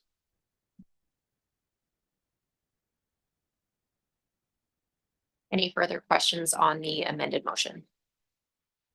Okay, all those in favor? Opposed? And that passes unanimously. Thank you, Councillor Mayor, for being in motion. We have on page 41, the Parks and Trails Master Plan, and that we move forward, that council accept the Parks and Trails Master Plan as included in the staff report and forward to the May 14th strategic planning meeting for discussion on park priority levels and the Parks DCC and ACC list. Any questions or comments on forwarding that to next week? Councillor Haslett. Well, thanks to staff for putting the report together. There's a ton of really good information in there. There's a ton of big asks in there as well, so I do appreciate the additional week to look at everything. The request is for a lot of money, which we don't have a lot of. But I'm looking forward to discussing it next week. Thanks for those comments. Any other questions or comments? Perfect. Thank you so much to the Parks Department and Robbie for putting together that very aspirational plan. It's I've got lots of really great compliments from the community, questions on funding, and there's of course the funding models in there. So that will be a great topic next week to deep dive further into and potentially look for some of those projects we can do. So thank you again to staff. Did we vote on that? No. All those in favor? Opposed? And that passes unanimously, and that will be on next week's strategic planning meeting. There are no special reports, no bylaw adoptions. Under new business on page 42, we have advertising in parks, that the sale of advertising policy amendment number CCL-074.01 is attached to the May 7th staff report titled Advertising in Parks be adopted, allowing advertising in select park sites for the financial benefit of local nonprofit youth sports groups, and it's specific to youth. Second. It's just, I believe it's just the motion. There's no first, second, or third, and you would use your mic. Not specific. Unless I got a different report than you, mine says first, second, and third. We need to adopt the policy. And then we'll do the fees and charges bylaw after. So the fees and charges bylaw is only to establish the fee. So just move one first. Okay, So I'll number- move one, then, sorry, second. it's been moved and seconded. Any questions or comments on number one? Counselor Haslett. I think this is great. There's a lot of youth athletic teams in the community that do an exceptional amount of traveling and moving around, and any chance that they can get some money out of some sponsors in the area, I think is a really, really good thing. It helps alleviate a lot of pressures. My question comes with is youth under 18, what happens if, say, the Masters baseball team wants to put signs up around the park of Highland Park? With this policy as presented to council, they would not be authorized to do so. We, I believe that we understand that there may be a different system or relationships that is required, especially for the scoreboard, and we can take a look at that in the future. Having said that, council, you can make the change to direct us to allow this advertising opportunity for all all nonprofit user groups. Right now, we have it targeted only for youth, and that is a decision of council to make within this policy. Follow up, Counselor Haslett. What could some of the potential pitfalls be of having this open to all age groups as opposed to just sports groups? Over to CAO. Well, I don't think there's any pitfalls except maybe the potential that youth sports may not be able to get as much sponsorship if there's, you know, if companies only willing to sponsor one group and adults get to them first, it may make that pool smaller. But I can't, unless there's something from staff about negative, we talked a lot about this at the staff level too, and we made the decision to make a recommendation for just to use the youth nonprofit sports, but I don't think there's any real negative to moving it to adult nonprofit as well, other than there's limited advertising space and probably limited advertisers. But perhaps the adult leagues can tap into a different type of advertising, reminding council that we won't allow things like alcohol, drugs, tobacco. Counselor Haslett. With that being the case, I think that I like the way that it's moved now for youth sports, and potentially if this is quite successful, we can look at opening up all of each groups at a later time. Any other questions or comments before we vote on number one, advertising in parks? All those in favor? Opposed?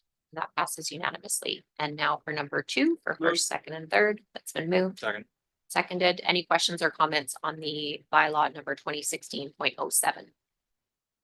All those in favor? Opposed? That passes unanimously. Thank you. We are on the 2024 Development Cost Charge Annual Report, that the May 7th, 2025 report from Director of Finance titled 2024 Development Cost Charge Annual Report be received for information. Move. Second. Moved and seconded. Questions or comments on the report? Spreadsheet. Counselor Grant. Just I looked at this page, and it's like a lot of reports that we get. It's really just a whole bunch of pages and numbers, and I found it really hard to follow. Not that he did a bad job of it, it's just I just found it tough. But one thing I didn't notice on there was that we didn't collect any money last year. And there's lots of those years that we didn't collect any money. And you know, people talk about how fast we're growing. Well, that would tell you that we really aren't. So, you know, so it's an observation for me, but I was surprised at how little we had been collecting on some of those years. Yeah, I agree. Are there any highlights or summary points from that report, or is this more of a annual just check in on what the DCCs were for planning?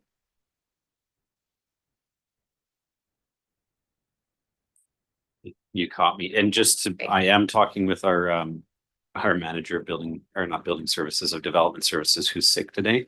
And so we've just been conversing back and forth by text. So I am. Okay. So if we have any questions on the development cost charge annual report, that's who we can check in with. We're just saying it's obviously spreadsheets of numbers, and Councillor Grant noticed that there wasn't a lot of DCCs last year. Yeah, and I think it's important for us to know that we believe that we have a lot of building in the queue, that the dam is about to burst. We know that we have moved a lot of very big projects to the point of allowing them to get their zoning readings and get to building permits, but they're going to need to be able to, or they're going to need to make that investment decision to get to the building permit stage. As well. And, you know, a big thank you to Edward to create this report that's big, it's complicated, but what this is meant to do is show where all of our reserves are going in our DCCs and how we're replenishing them, which feeds in really nicely to the discussion that's going to be happening towards the end of this agenda. Councillor Grant. One other question. I noticed the other communities, when I see their development costs, they have different categories sometimes than we do. Are we missing any categories, or is there something we should be adding, or we've got too many, or I'm just wondering why they would have different ones than we do, for example. It can be based on the way the municipality is structured, based on your needs. I would say generally keeping your DCC categories more broad is beneficial.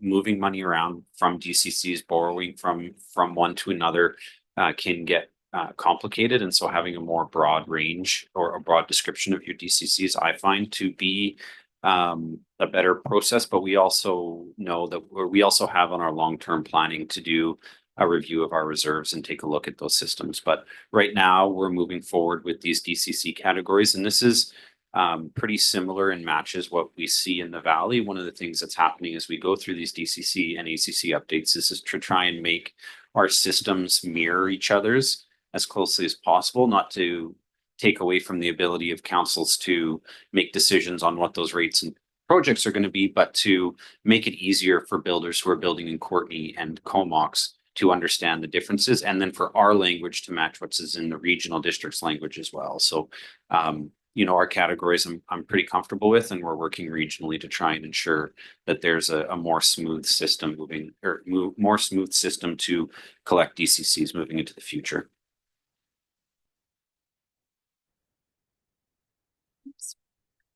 Any other questions or comments from council before we receive the report for information?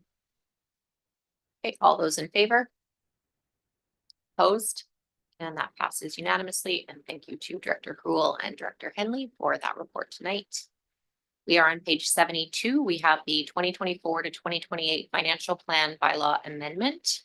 And it will pass number 1 and number 2, potentially, that the 2024 to 2028 financial plan bylaw number 2031 and 2024 be amended to add the projects and initiatives as set out on Schedule A as attached from the Director of Finance, titled 2024 to 2028 financial plan bylaw amendment.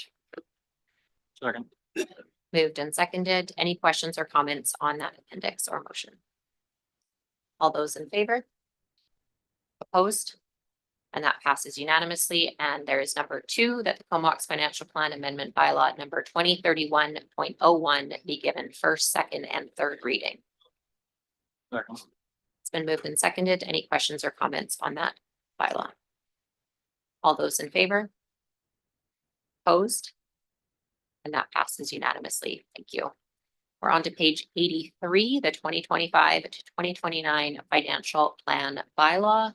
Number 1, that the 2025 to 2029 budget be updated to include the budget carry forwards and additions listed in Appendix A and B as attached in the May 1st, 2025 report from the Director of Finance, titled 2025 to 2029 financial plan bylaw. No. It's been moved and seconded. Any questions on number 1? All those in favor? Opposed? And that motion is carried. That the quote number 2, that the Comox Financial Plan Bylaw number 2046 be given first, second, and third reading. Move. That's moved and seconded. And any questions or comments? All those in favor? Opposed? And that passes unanimously. We're on page 93, the 2025 tax rate bylaws, number 2047 for first, second, and third reading. Move. That's been moved and seconded. Any questions or comments? All those in favor? Opposed? And that passes unanimously. Thank you. We're on page 96, the flag raisings and flag protocol policy, that the draft flag raising and flag protocol policy CCL 058.04 as detailed in the April 25th, 2025 report from the corporate coordinator titled Flag Raisings and Flag Protocol Policy be approved. Moved. Moved and seconded. Any questions or comments on that policy? Counselor Blacklock. Was there a specific event that triggered this review, or is this just something that's being updated as a normal matter of course? I'll go over to staff, but I believe there was some last minute requests that needed mayor's kind of decision on, and staff thought it would make more sense for it to be a staff review versus having to, some of them were time sensitive and also view Was sensitive, it the but Pope? it was. There was a couple in short succession and the Pope was one of them. And we found language in a different flag raising policy that sort of outsourced that decision making to the federal government. And so rather than putting that pressure on the local elected officials to make a choice every time somebody wanted a flag raised or dropped, it is now we're following what the federal government does. I'd like to say that I read the policy thoroughly and I agree with everything it says. But that was the change. Thank you.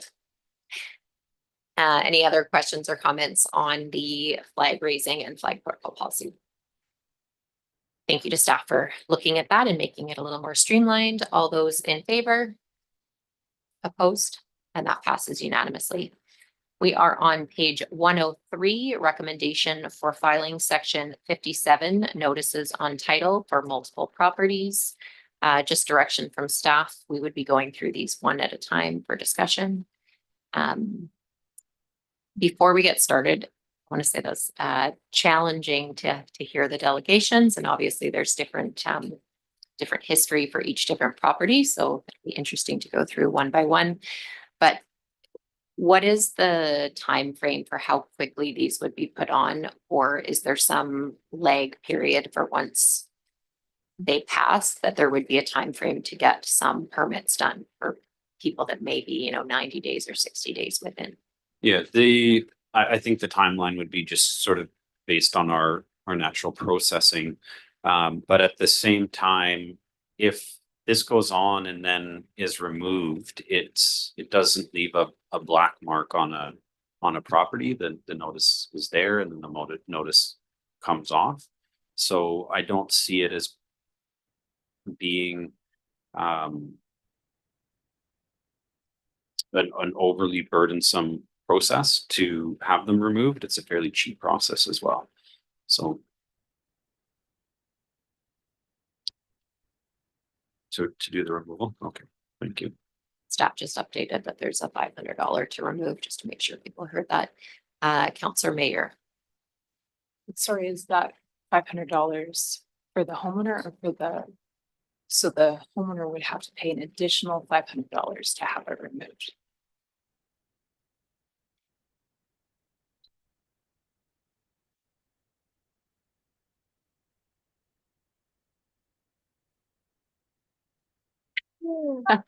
This is a tough one. I would be in favor of looking at receiving the report for information and having a little bit more time. I feel like it's arbitrary to go through these first four after hearing from folks tonight, and I feel like there's some more digging in. That's where my comfort level is at this moment. Councillor Haslett. I'm just a little curious. There's a few different things along here, and maybe staff can help me on with that. I'll just start with the first one because that's where we're at. When things like portable shelter kits come along and there's manufactured specifications as far as it goes, you've got to build them properly, or they have to put some of these together that don't even fit.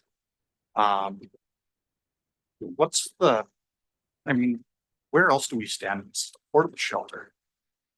The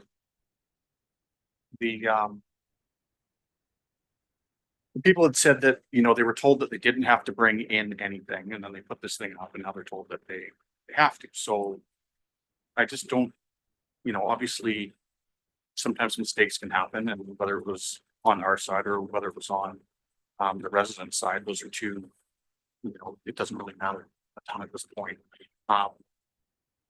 But, and then it seems like there's a bit of a breakdown in communication, and especially in the case of the second resident that came along, there was a fair bit of time between the initial conversation with staff, and then 8 months later, it's like show up for a meeting and plead your case. I just feel like we need to, and I know our staff works incredibly hard at this, and they're looking to make sure that we've got really strong bylaws and we've got really strong practices in place so that nobody can hurt in the future or at the time or whatever it may be. But it just seems like there's a bit of a breakdown in communications leading to a lot of this year. And, you know, in the case of the 444 Stewart, you know, I know the contractor, he's a contractor, he's coming, he's putting siding up. They're trying to do everything that's right. And they're getting, I don't know if it's, I'm not in the room, so I don't know if it's pushback, or I don't know if it's a breakdown in communication or whatever it is, but it seems like on both sides, there's something that can do this a little bit better. And I don't know if this is something that, you know, we didn't really pick up when we did the 13 or 17 implementations, making sure that the building was getting easier and everything was getting easier to kind of work with the town on that. But it seems like in each one of these situations, there was a bit of a breakdown, and everyone's trying to do the right thing here. And everyone wants to pay for the permits. They want to get it rectified. And they don't want to have this mark on their file so that it's problems in the future for whatever it may be. But it just seems like there's that breakdown in communication.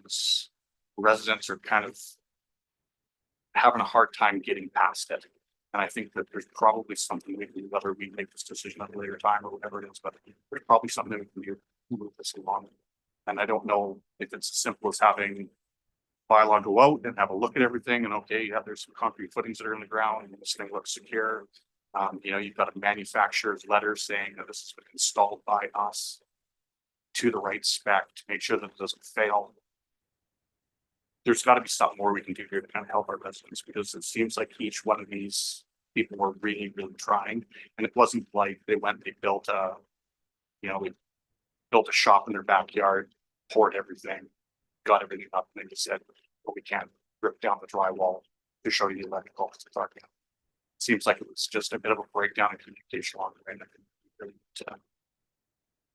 I don't know, maybe look to see how permits are going on in the first place to make sure that it's passed going forward. It's a lot of work. But I feel like there's something. I'm going to go over to Councillor Grant, and we haven't passed one yet. So we're just kind of talking generically before we enter discussion on the 4. I wanted to have a discussion first. Councillor Grant. Yeah, I don't know if we're gonna bring this back again or not, but if we do, I think it would be good to hear from the building inspector. His side of the story. One thing I've learned on these things is there's always two sides to every story. And you have to hear both sides to be able to make a proper decision. So, I mean, he could address each one of these, I'm sure, and tell us, you know, his side of that story. Because I'm with you. It seems like we may be being a little bit, like it sounds like we're being a little bit punitive maybe in trying to do this. And yet, you know, we do have rules and we do have laws that we have to follow. And you know, this is really more to do with the BC Building Code more than what we do in our town. So if we were going to bring this back, it might be good to just get a little, even a written report on each one as to how this all came to play. Might be a good idea. There are some written kind of timelines and pictures in the agenda, but I do agree that it would be good to hear from the other side, as I can't look at this and know which is kind of the highest risk to town or not. So just over to staff, if we wanted to have a delegation either from yourself or from planning or building somewhere, just to quickly, my understanding is it's a liability to not put this on title, and yet the opportunity for us to be able to ask questions to staff further might get us further along in understanding what the right thing to do on both sides would be on this. Yeah, so I'll address two separate issues. So one, within the building services department, we have we are growing to the point where it is getting difficult for one building inspector to be able to keep up with the amount of development that we have in the community. And so we have recently made a change to our development services department to eliminate one planner position and add a development services clerk. And the development services clerk is meant to address many of the issues that have been brought up. It hasn't been a fair process to our building inspector to require them to do the amount of work and scheduling, permitting, and keeping track of everything. That is not normally what you see in building departments of our size. And so we're looking to bring in that type of support to help take care of some of the communication issues and the process flow. Again, we want to free our building inspector to go out and do the building inspections, and then let that position have the required support of a clerk within the office to handle a lot of the other aspects. So that is something that we have identified and we're looking to improve. We have that position out posted right now. Hopefully we can have it filled soon and move towards the new system, which will integrate with the other changes we're making in our building services or development services department, for online permitting, more application guides, and to make it a smoother process to come in and get out. So we do recognize that we have had structural issues in some of those areas and we're working to address them. Now, having said that, we do have our building inspector here today who can comment on the different projects specifically. I would put it to council of whether or not you want to get into that conversation today or whether you'd like this to come back at a future meeting. And if the desire is for it to come back at a future meeting, you would just put a motion to move this to, perhaps a regular council meeting in June. Great. I will move that we receive the report as it is and have a presentation in June to better understand the process of this section 57 notice. Second. Okay, any questions or comments about having this come back in June, Councillor Grant? Yeah, no, not really. I'm just, like some of these seem like they were pretty close to the end. Would this give them time to actually get this in and not get a mark on title so they could, or is the mark already been put on title? No, nothing's been put on title on anything that's completed prior to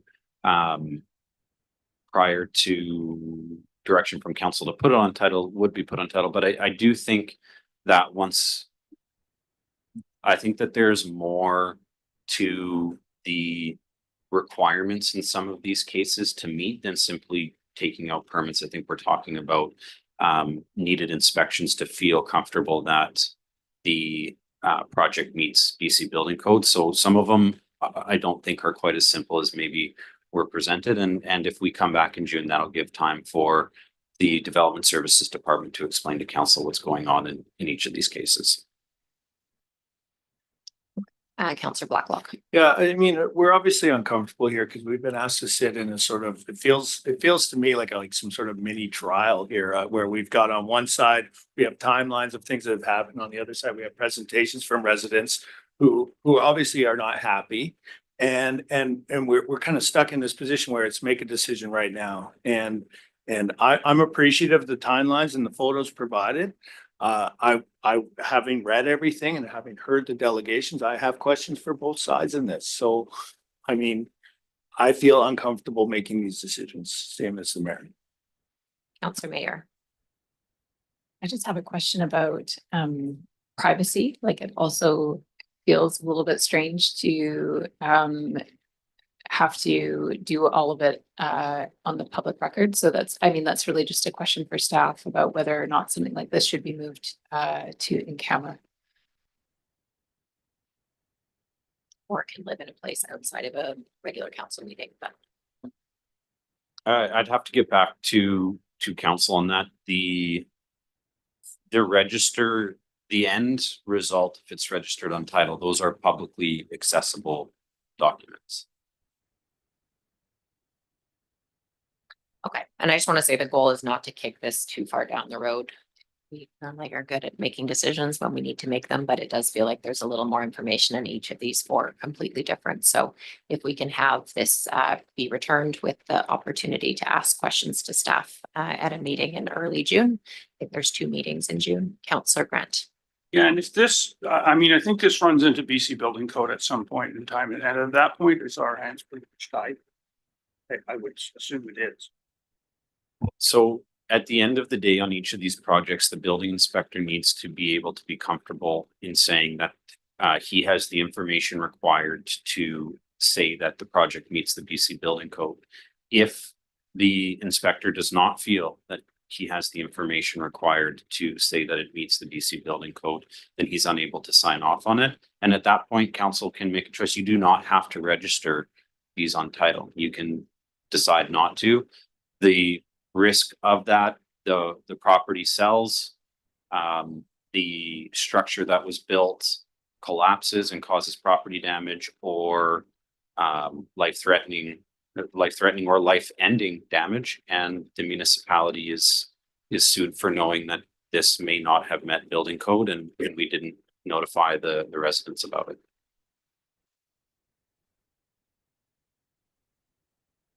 Those comments, worst case scenarios. Councillor Swift. Would there be any communication with these residents to let them know that we're delaying the decision? In which case, some of the work could be completed, or in the case of this last fellow that was up, he seems, it seems like he's not certain he's met all of the requirements, or he's aware of all the requirements. So would there be an opportunity to have that communicated to him? I believe yes, we will ensure that the steps required to come into compliance with our regulations are reiterated to all of the applicants. It wouldn't be the intention of administration to bring a notice moving forward to a section to place this notice on title if we believe that they are actively moving towards resolving the issue. Right? If the property is actively moving towards resolving the issue, then we wouldn't bring it back for a notice on title. Okay, so just to re-clarify, Councillor Haslett, do you have a question? Yep. So in the case of the last fellow, he mentioned he had a stop work order. So how do you move forward with the stop work order to rectify the situation? If you have a stop work order, it's because you haven't submitted the information required to be able to move forward to the next step. So you just need to submit the information required. So I hear what council is saying is that you want to be confident that each of the properties that have a notice to potentially put this notice on title is given the information that they need in order to be able to come into compliance. We will ensure that that is the case prior to this report being brought back in June, and that they understand what is required to get to compliance. And we will come back with what is left in June. I think that perhaps there are some cases where there is a lack of clarity on what is required, but I think we do have some cases where there is a difference of opinion of what is going to be required. And those are likely going to be more difficult for there to be progress made in the next month. It seems like there's quite a different varying degree in each of these 4 instances. So the motion on the table is for the report to be received and to have a delegation from staff, and we'll leave that for who at a meeting in June 2025 so that we have more time and also gives the opponents more time. If I'll make that motion if there's a seconder. Any questions or comments? All those in favor of receipt of report and going back in June? Opposed? And that passes unanimously. Thank you. And thank you to the residents and the building and planning department for working our way through this. I don't recall having done section 57s before, so it's kind of new territory. And I appreciate all the different aspects that it entails. We are on page 151. We're getting into road standards. So we have some cross-section maps, and I will just look to staff for the best way. We have a presentation from Dr. Perry, right, Perry, Manager Perry. Oh, We're actually just gonna take a quick 2-minute break. So while you guys get set up and gives people a chance.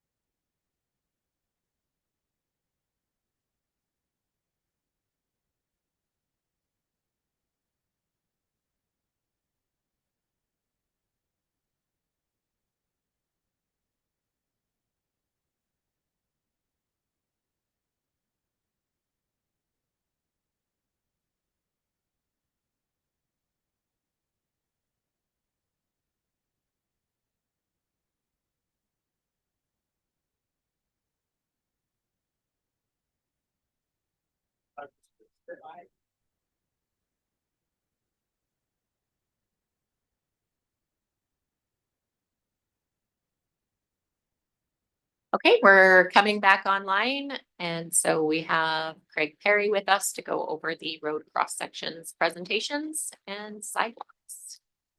Good afternoon / good evening, Mayor and Council. I will try and keep this short so we can all get out of here and enjoy another hockey game that's on the go.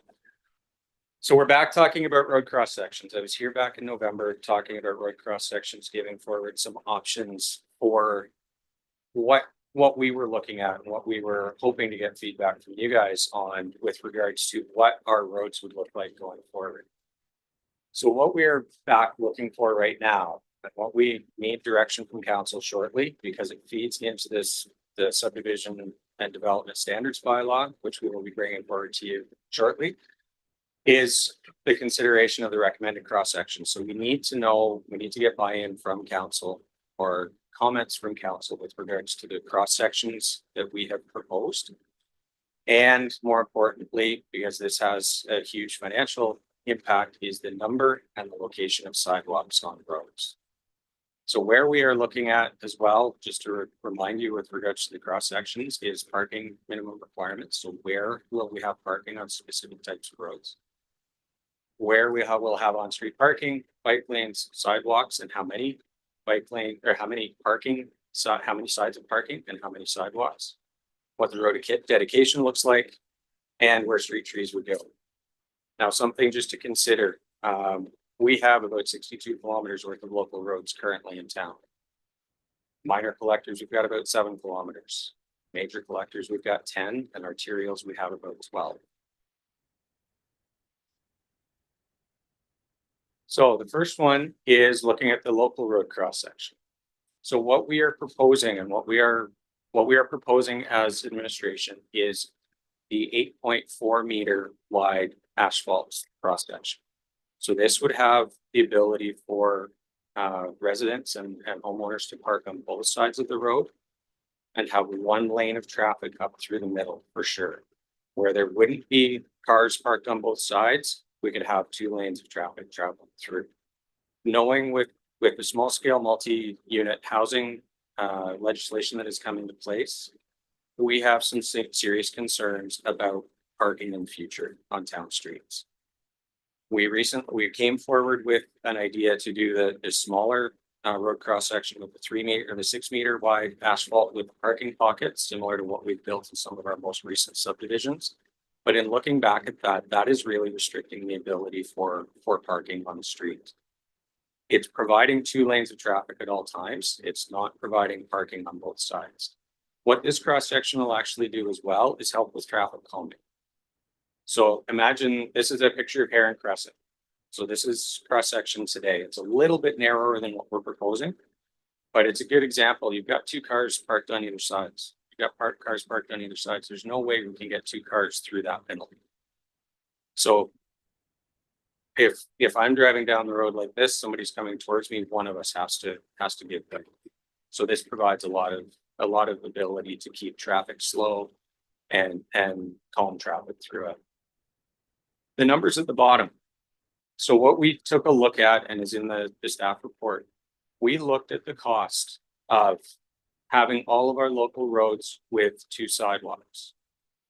What that came out to was a total replacement cost near $130 million. That's assuming just the roads that we have today. That's not assuming any new roads. The total cost per year is a number that comes from looking at what that total replacement cost will be. So replacing all of the asphalt, replacing all of the curbs, replacing the sidewalks in 50 years. We have assumed a 50-year life cycle on our asphalt. We've assumed a 50-year life cycle on our concrete, curb, and on our sidewalks. So that total cost per year is what needs to be put aside on an annual basis to have the infrastructure reserve ready to go and available when we need to construct that in the 50 years. The total annual total cost per household is that total cost per year divided across all of the households in Comox. So that is what it would look like on a tax base. If you look at the next line, it's all of the roads with 1 sidewalk. It cuts it down, cuts that total replacement cost down by quite a bit. Brings it down to just shy of $110 million. It brings down that total cost per year number as well, and therefore the total cost per household. We also took it down to looking at 0 sidewalks. There are some maps on the side that council can have a look at after the presentation that actually shows that we have a lot of roads within town right now that won't have any sidewalks. What we are proposing with our future roads is and this doesn't show up hugely well, but red roads would have one sidewalk on them. The orange roads would have 0 sidewalks on them.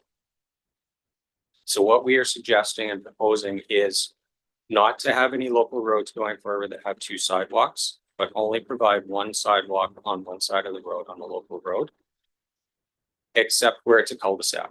Where it's a cul-de-sac, we would suggest 0 sidewalks unless there was a pedestrian connection at the end that provided access to another road. The feeling is that the cul-de-sacs are very, very low volume roads, very, very little traffic on them. So pedestrians can freely use those. Really, the only people who are using a cul-de-sac road are the residents on that cul-de-sac road. So for the most part, 95% of that traffic would be people who live there, who would be in their best interest not to be speeding through that area. It still provides space for parking. It still provides space for bikes. It still provides space for people to walk. It's just on the street rather than on the dedicated side. So going back a sheet, the bottom line, the recommendation per map shows that we are looking at and recommending 48 kilometers worth of sidewalk on 62 kilometers worth of local roads. That comes with the total replacement cost and the total cost per year and the total annual cost, which is less than having sidewalks on that side or else local roads. Jumping forward, we now have minor collector roads, of which we have about 7 kilometers. That's the Rob Aves. That's the Balmoral Aves. So we are proposing to have, and this hasn't changed from the previous presentation. We're still proposing the 11-meter wide road with the shared vehicle and bike lanes, similar to what we have on Beaufort Ave, similar to what we have on Bolt Ave. We would have sidewalk on one side or 2 sides. And it depends on where it is. And it actually matches fairly close to what we have today. So where we would look at having 2 sidewalks is in front of schools. In front of or near the rec center. That's what we have today on Rob Ave. We have 2 side sidewalk on Rob between Church and Anderton, and everywhere else it's only 1 side. Again, so we've got the 7.5 kilometers worth of sidewalk. If we had sidewalk on both sides, that comes to almost 15 kilometers worth of sidewalk at a cost of $17.5 million. Replacement cost of 17.5. And that's not just the sidewalk, that is the entire road rebuilding in the future. Comes to an annual household cost of almost $76 per year. If we go down to 1 sidewalk, it brings it down to 69, and the compromise that we are recommending brings it to about $72 per household per year on their taxes as part of their taxes. So that is by reducing down from 2 sidewalks to 1, or from 2 sidewalks to 1 sidewalk in locations, in specific locations, it's saving homeowners about $3.75 on their annual taxes. And the map shows where those 2 sidewalks and 1 sidewalk would be. Blue line is the 2 sidewalk, and the 1 is the red line. So we do have a couple of locations that have a slight change in the road designation. We've got Buena Vista Avenue based on the traffic volumes. It will be changing from based on the OCP and the traffic volumes. It changes from a local to a minor collected. We're proposing 1 sidewalk on Buena Vista. And Glacier View is the other one where because of the traffic volumes, it goes from what a local today, it should be a minor collector, and we're proposing 1 sidewalk as well. The reason that Miralette it has 2 is because it's got 2 today. We can bring that back to 1 in the future if needed. Torrance, between Knoll and Guthrie, same idea. The Public Works actually put a sidewalk in there 9 or 10 years ago. We wouldn't have, if we went with the cross section that we're recommending today, we wouldn't have done it. Okay. Major collectors. again, this is the same as what we talked about previously in November. 2 vehicle lanes with buffered bike lanes on both sides and parking on one side. With sidewalk on both sides of the road. There are some exceptions to this that we are looking at for major collectors. So that's the picture there is no allowed. That's what we constructed 3 or 4 years ago to the major collector cross section.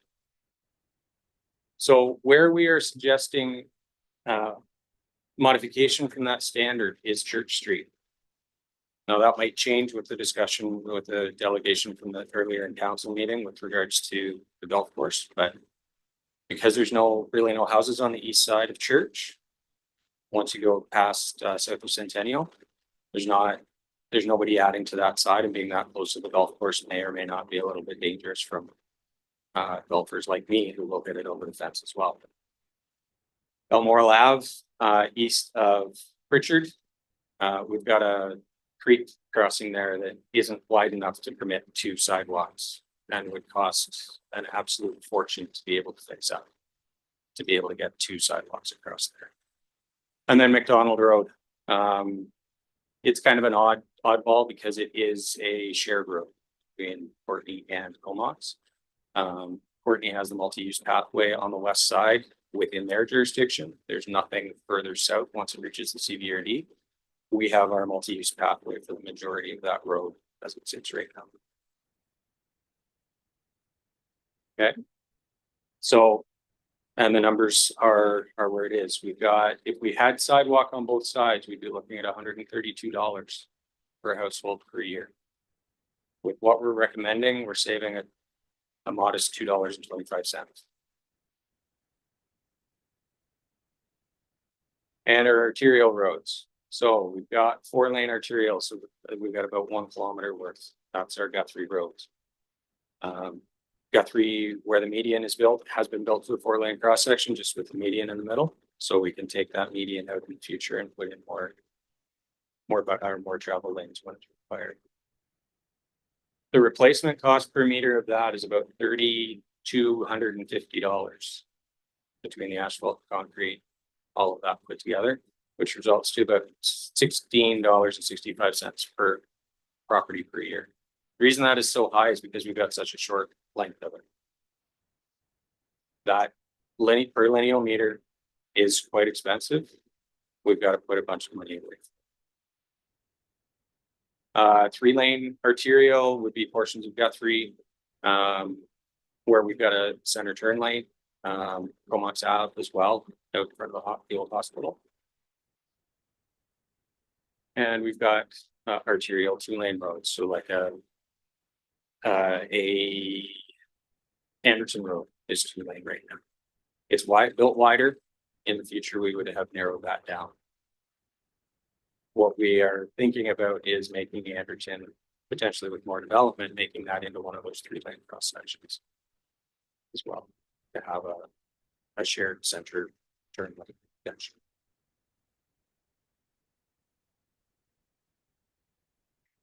So we do have some exemptions on this one as well. So this is looking at the number of sidewalks.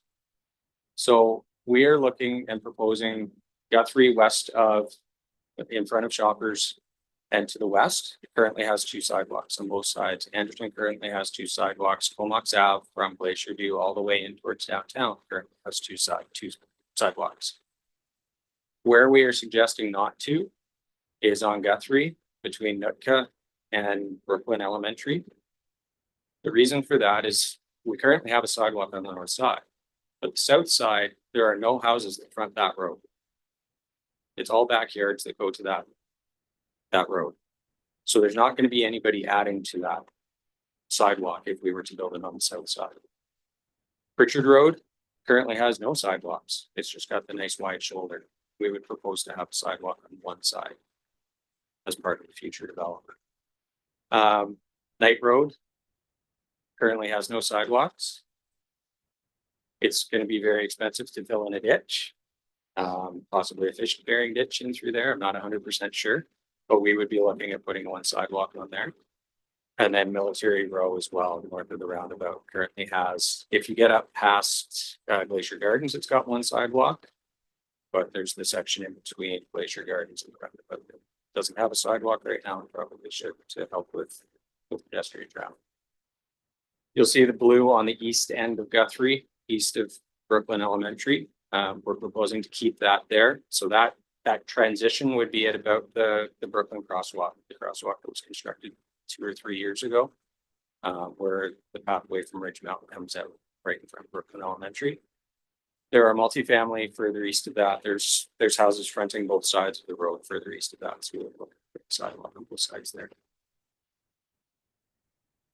So when we're looking at the total cost per year number that's in the report, this is assuming a full depth replacement of the asphalt every 50 years. So this means we're tearing it all out, we're rebuilding all of the gravel underneath, doing a full rebuild of the road. On all roads except the local roads, they've got a thick enough asphalt structure that we can mill off 35 millimeters of asphalt and resurface that. So that number includes that resurfacing at the 25-year mark. We need to collect that money in order to be able to do that. But what that does is it extends the life of the road longer. A local road can go for pretty close to 50 years with just one, without having to be resurfaced because of the low traffic volume that's on it. When you get the arterial roads, the major collectors, the minor collectors, because there's so much more traffic on it, the asphalt degrades a bit faster. So we need to have that resurfacing at the midpoint in order to extend that lifespan a little bit more. So we've built that into that per cost, or that cost per year number. We've got sidewalk replacement every 50 years. So that assumes that sidewalks, and they typically are in pretty good, or they're still in okay condition at about 50 years. But if you go much longer than that, they start degrading. We get potting out of it. We get them starting to heave with tree roots. We get them starting to break up. Curb and gutter, same thing, about 50 years. And then bike lanes and markings. Unfortunately, those have to be done a heck of a lot more frequently. So we've built those into that as well. Any questions? You just all that in to be in. So thank you for your work on that, Craig. This is the most expansive and expensive asset that the town has is our roads. And it's really great to see the cost for the cost that we have in the total replacement costs and the cost per years. So why are we doing this? We are doing this to put this into our subdivision and servicing bylaw. It is important that we put these into our subdivision and servicing bylaw at the standards council wants to see and where you want to see them, because the goal from this moving forward is that we do not have the huge number of variance requests coming in. When somebody subdivides and they come in and ask us, what am I going to need to do? We are going to show them the subdivision and servicing bylaw. We'll show them the infrastructure they need to put in, the roads that they need to build and what standard they need to build it to. And if they are upset and they come to council, council will tell them that is our standard. That is what you build if you want to build. So what has happened in the past is sort of a patchwork because we didn't have this plan well sorted out. It left a lot of uncertainty. It left council making decisions and it increased the timelines and uncertainty for development. So by getting this all to the point now where council is comfortable with what the road sections, cross sections are going to be, and these maps inserted into the subdivision and servicing bylaw, these maps will, they might look a little bit different, but the information on these maps will be in the subdivision and servicing bylaw. So when someone is building something on any street in town, they will be able to look and know what is the road standard, where the sidewalk goes, and what their cost is going to be to develop. So that's the goal of where we're getting to.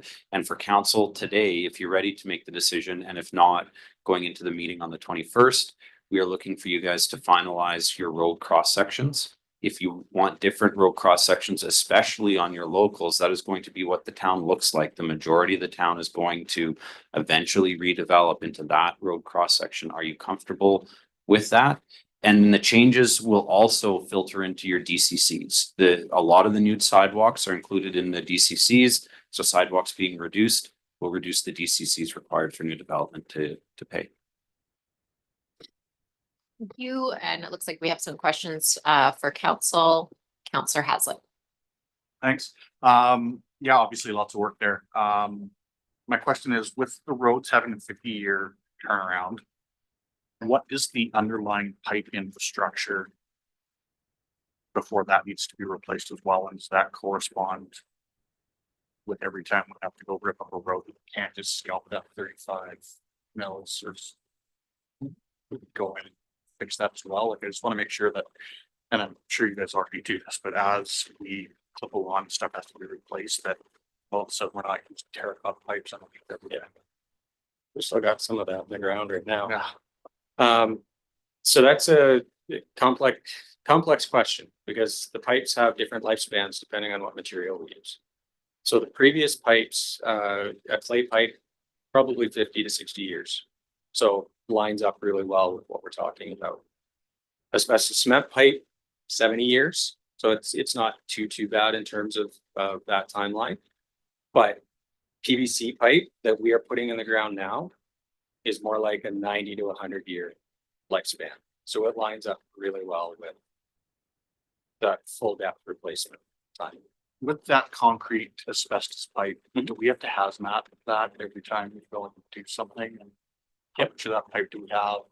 About, are we anticipated to get rid of it all so that we don't have to hazmat stuff? there is health and safety requirements. We have to mask up. We have to have full respirators on. They have to have Tyvek suits. They have to identify, isolate the area, tent it, wet it down. We have to store it differently. We have to dispose of it differently, everything. Unfortunately, about half of our systems are still asbestos cement pipe. So the thing with asbestos cement, there are spots in town, there are water mains in town. When we dig them up, they look awful. You can almost push your finger through the stuff. Those are the ones we're trying to tackle. Those are the ones that tend to have breaks on them. There are others. We had a leak in front of the mall last week. That pipe looks as good as the day it went in the ground. Asbestos cement is so weird. It depends on what ground conditions you have, how much groundwater you've got around it, how it was put in. It's a lot like poly B, where it depends on what manufacturing run it had. So one piece of asbestos cement is not the same as the next piece of asbestos cement. We are, as we go in to do a resurfacing job, we are looking at what the underground infrastructure is. We are looking at doing sewer videos to make sure and see what the condition is. The problem with water main is it's really, really hard to go down and dig or go through the inside of the pipe and have a look at what the condition is. We can dig down and we can have break records and we can identify what seems to be a good age to be replacing it at. So we kind of go forward with that recommendation. So when we're removing a road, we're taking a look at a risk analysis and seeing, do we think that pipe is going to be able to make it to the next replacement cycle? If the answer is no, then we replace it. If the answer is yes, then you still factor in a little bit of a risk because at the end of the day, doing that pipe replacement is a lot less expensive than, if it's a 50-50 chance it's going to fail, the cost differences are not 50-50, right? So we take a look, we do that analysis. And if we don't think that the pipe is going to last or the cost benefit analysis doesn't show that it's worth the risk, we will replace the pipe when we go in for the road, repair. And I know, so in like oil and gas, you would send, they call them like a pig. I don't know what it was, but it was a little ball you send down the pipe and it gave you the integrity of it. And they sent it through and it was checking for blockages and it was checking for everything. I'm long out of oil and gas. Do we use that kind of stuff? Is there anything like that available for this type of use? Or do we just send rotary down and scope it? No, we would dig down and have a look at it ourselves. So when we're doing, if we have a call for service, if we have a new service that has to go in or a repair for a service that has to happen, then we have a look at it. There are some new technologies around sending smart devices through a water main system. The problem is you're talking about your drinking water system. So there are definitely risks the second that you put anything into it. So it becomes one of those risk tolerance sorts of things. And if we've got enough information based on, or if we feel that we have enough information based on break records on specific types of pipe, or based on what we've seen in specific types of pipe with specific ground conditions, then we can apply that across different areas of town. We know where there's high groundwater. We know where there's low groundwater. So we can kind of judge where we figure that there are going to be issues with those pipes. We know when they were put in the ground or have a good idea of when they were put in the ground, so we can make those assumptions as well. Councilor Mayor. Thank you. Kind of have two questions. The first one is a little bit of a complicated one. It's so we have our OCP that hasn't been finalized yet that shows us where we think we're going to have more development, which should dictate actually a little bit. So it's a bit of a sequencing question of like, how can we make educated guesses and when we don't have that information. The other map I'm thinking of was by Nancy from Urban Systems that showed where we're most likely to see infill, because we probably won't see it everywhere. And so this is all related to wondering if there's an opportunity to get feedback actually from community. I can see some things on here where it's saying one sidewalk, and like we would only need one sidewalk if we saw a lot of development on it. So there's some places where I still think we're probably projecting more than what we need. So there's a question in there that I'm looking for an answer to. And then my second question is just about permeability. And I was one of the people who I loved Forester. I love the way it feels. I love the way it looks. But I also really appreciate as things get more dense, it's going to be too hard for parking. So I understand why you're not recommending that option. One of the things I also liked about it was that there was more permeability, and as we get more extreme rain events, I do have concerns about how that water is going to be moving across all these wide, expansible surfaces. So I'm just curious about what our plan is. I'll handle the first question and you can handle the second. Okay.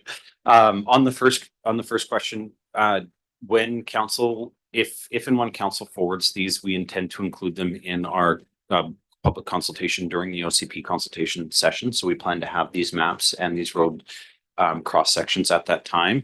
If there's changes, so we have taken the draft OCP maps into consideration when we have recommended where sidewalks to go. You know, specifically, if you look around Glacier View, we've recommended, or not Glacier View, around Glacier View going north, Aitken.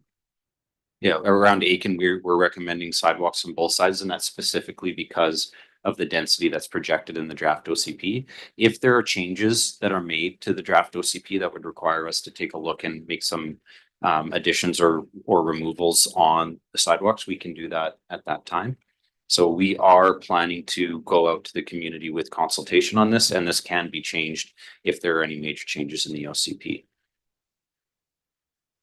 And the second part was permeability. Yeah, so the permeability question, you're right. Anytime that we put a hard surface on it, the permeability and the area that can take rainwater is decreased. As part of the subdivision and development servicing update, we are looking at stormwater management. We're making sure that the developers are required to meet pre-development flow or post-development flow must equal the pre-development flow as it leaves and enters into the environment. So the addition of stormwater management ponds. We do have the Northeast Comox stormwater management guidelines that look at and mandate infiltration galleries. They mandate groundwater recharge. They mandate all sorts of different more advanced stormwater management features, and we are adding those as well. Stormwater. Just a question with Knight Road as a choice for having one sidewalk there. There doesn't seem like Pritchard makes sense because there's potential for so much more multifamily and development over there. But what is the consideration? I know this is micro, but for Knight Road to have a sidewalk you don't see a lot of people walking in that area. It doesn't seem, and the base is kind of, it's more bike riders there. So I'm just curious. We don't see a lot. It was more just around that level of standard and keep that standard there. Rather than having two sidewalks and understanding that there are very, very few pedestrians who would be along there. With it being ALR on the south side, for the most part, it's not likely that there's going to be a huge amount of development. However, as you move east of Hudson Road, between Hudson and the roundabout, there's a lot of development there. There are some larger single family lots that could develop. There are some larger lots in there that may develop in the future. So it's definitely within council's decision-making framework. Maybe we take the sidewalk and we say from Hudson over to Anderton, there is no sidewalk. Okay. Yeah, I think the plan is great. That's the only part so far that stood out as a question. We have Councillor Hazlett and then Councillor Blacklock. Thanks. Just kind of regarding bike lanes and that, are we looking at more of a grid approach to it? You know, you've got Aiken, Anderton, Pritchard, Church, and then going north, south, kind of doing the same thing. You're going to kind of continue to focus bike lanes there. So we've got roads that kind of bisect all around. You're not just bike lanes. You're using the more kind of passive approach. It's with regards to as well the classification of road. So the classification of road system essentially gets us our grid pattern that you're talking about.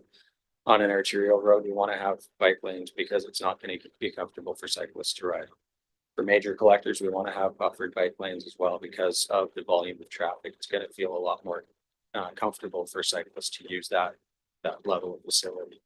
On a minor collector, the traffic level does come down. Hence the thought around not having the full bike lanes, but having the shared vehicle bike facility. So it is a wider lane. So it does provide that space for a cyclist to get into, and it will be marked similar to what we have on Bulkford and Bolt, just with the bike lanes and the signage identifying share the road. But we don't necessarily feel that it's necessary at that level. It's Blacklock. No, I mean, I didn't want to get into the site specifics, and I do hear that we will have another chance to review all that OCP. So my only comment was around Bonavista west of McLeod, and that was identified as one, or sorry, west of Elm Place, I guess it would be. We have a very new sidewalk in there right now in the south side. So assuming that one would stay, we also have the possibility that the 2.2 acres on Elm Place will be developed with a multifamily building. So it seems to me that we would have to have two sidewalks west to handle those, could be upwards of 600, 700 people there. That was my only thought. But as long as we're thinking about those high density sites while we're looking at this, then like you said, it's an upgrade to an arterial for Bonavista. Buena Vista would be an upgrade from a local to a minor. Yeah, minor collector. So it would have what we are suggesting is sidewalk on one side, and it would likely be the south side where the development is likely to occur. Well, I'm sure the residents of Bonavista between Church and Anderton would welcome that, because I do know that people do use that as a quick cut through around Comox Avenue, and sometimes you do see higher speeds along there. So a narrowing and a sidewalk, I think, would help a lot. Just to maybe talk direct counsel here. The moving forward towards a recommendation that you're comfortable with, I think, is something to do tonight. When this comes back in the future, it's going to be after your OCP is coming to you, and you're going to be turning your mind toward the zoning and what you want to do with zoning. So I would say, as much as possible, get to a point where you're comfortable, because when this comes back to you, I feel like it's likely you're going to be overwhelmed with other decisions to make. Just because there's so much happening in a short amount of time, and it feels like you have your head wrapped around this pretty well right now. So the more discussion you have and the more comfortable you get, the better. Again, because this will come back to you, but when it comes back to you, you're going to be sitting with an OCP. You're going to be sitting with the entire subdivision servicing bylaw. You're going to be getting to the zoning reviews. So the more you're comfortable now, and the more this reflects what you think it will be at the end, I think the better off you'll be. Councillor Blacklock. But just to ask a clarification question, these decisions we make today on road standards will then feed into what we're going to charge development cost charges at these high density sites, correct? That's correct. Yes. So we need to make sure that whatever we decide today considers, the sites that we've already kind of pre-looked at for higher density buildings and make sure that, it fits with what we want to see there. That's all I was asking is about that. So for me, I'm really good with the road, the width standards, but with the sidewalks, I think we should look at adding sidewalks wherever we're looking at adding all these units. So that would be Bonavista, west of McLeod, and the other one was, sorry, it'll come back to me. Just to jump in, that's exactly the discussion I'm hoping council will have today. So right now, what we have projected on Bonavista is the sidewalk on one side, the south side. If council wants to see a sidewalk on both sides for part or all of Bonavista, getting that direction today, I think would be good rather than waiting for the OCP and consultation to come back and then hoping that you remember to make that change. Then I'm just saying, I think you guys are looking at this issue at a level right now where you're going to want to move forward with any changes you want to see, and you can remove them rather than hoping in the future that you're still ready to make those decisions later. So if I understand you correctly, are you suggesting potentially having two sidewalks on Bonavista, or are you comfortable with one? I would look at it holistically with the OCP. I mean, that was the point Councilor Mayor made, I believe, like an hour ago. Like it's hard to do one first and then remember what we did tonight when we go to review the entire draft OCP. So my question is, shouldn't we just take this as information tonight and then come back in the OCP draft review with everything in order? I'm not sure. See you.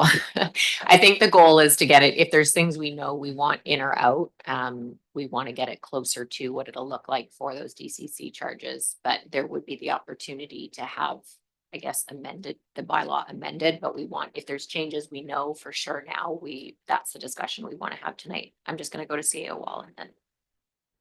Yeah, no, both are fine. This is the discussion I want I'm encouraging council to have. This is exactly right. I think we have Councillor Mayor and then Councillor Hazlitt. I'm happy with the standards as they've been presented, like the general principle, and I'm happy with making the adaptation based on where we land with the OCP. So like the principle, I support principles as you laid them out. The potential flag areas for me are near Highlands, that little stretch where you're saying you're not going to have it on both sides. Yeah. Because Guthrie? Yeah, on Guthrie, because I do think students walk along there to access the path that spits them into the neighborhood. Oh, at Skeena. Yeah. Or the I'm not sure where it goes pipeline in. trail that Yeah, goes but there is a trail there, so I do see people walking on both sides on that stretch quite a bit. And Butchers. In its current state, it does not need sidewalks. Like there just is not enough traffic there. But again, like if it develops out, I can see that there could be one. So I would just question that. And we wouldn't be going to put sidewalks in these locations until development were occurring. So on the comment you had around potentially wanting dual sidewalks, was it along Guthrie? That would be something I'd encourage, if that's something that you think that you want, to put that motion out and for council to debate it and make that decision, and then that will go into what will be in the community consultation. I guess what I'm trying to say, maybe inartfully, is all of these ideas that you guys have now, you're having because you're taking a really micro look at this. And when it comes back at the next time, you're going to be looking at a lot of different things. So if there's things that you think you want or would make the community better, getting it into the map now is, I think, you're going to end up in a result that's closer to what you want than hoping that when everything comes back, you remember the changes that you were hoping to make or hoping to see. So that specifically, if there's a desire to see dual sidewalk in that section, I'd encourage council to have that discussion and make that change.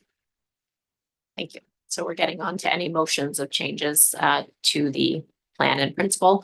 I think Councillor Mayor is looking something up now. I would like to discuss the Knight Road and potentially, I'm not sure the road, I think it's Anderton to Hudson. There wouldn't be a sidewalk. Hudson to the roundabout, there would be a sidewalk is kind of the most needed point. So I would motion for that, to have that discussion.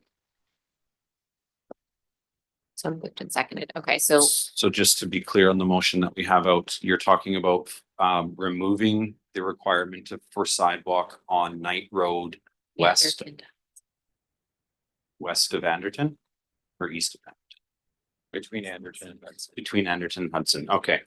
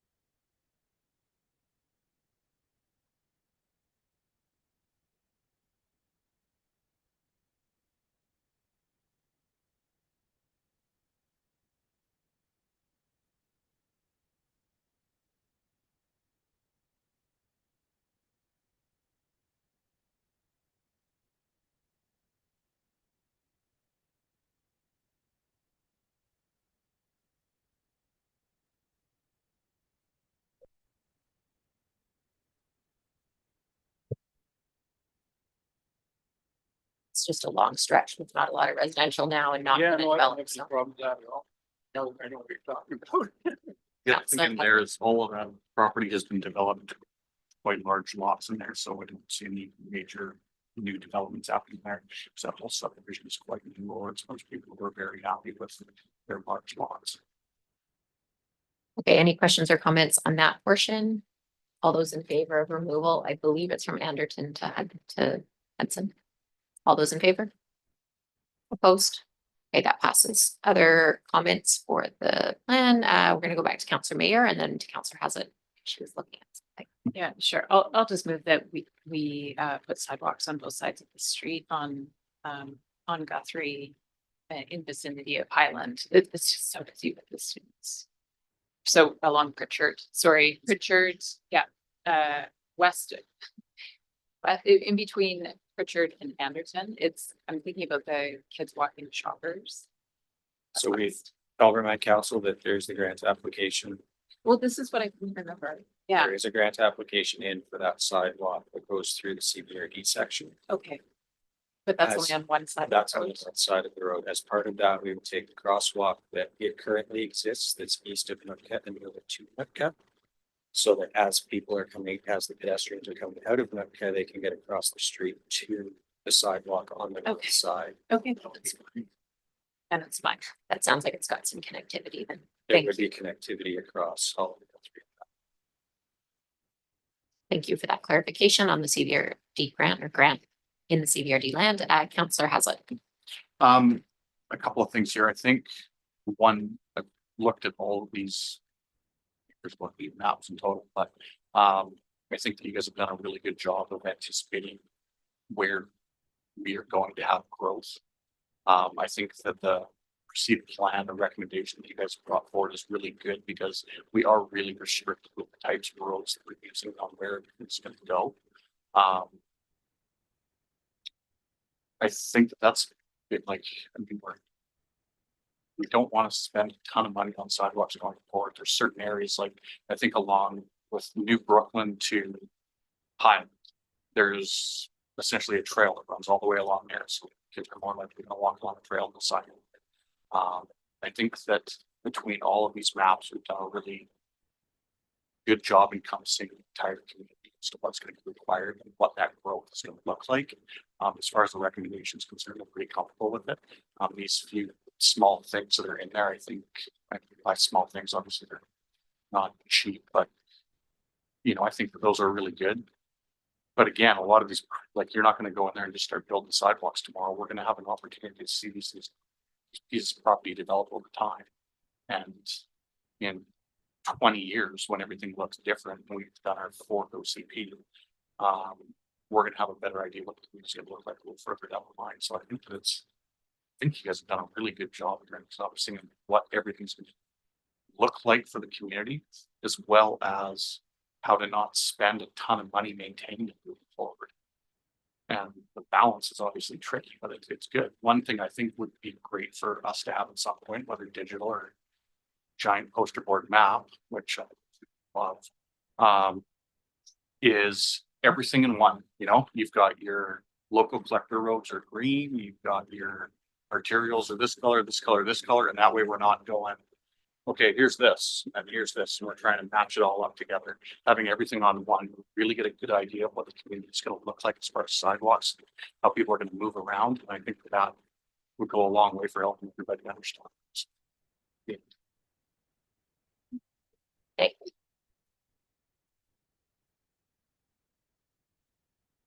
Okay, further questions or comments on the road standards? Okay, so we will, with the one addition, forward the road cross-section maps is attached to the road standards report from the engineering manager for inclusion in the subdivision and development servicing bylaw. If I can get I'll move that and seconder. Seconded. Any further questions or comments? All those in favor? Opposed? That passes unanimously, and thank you to Craig and to CAO Wall and Director. My brain's starting off.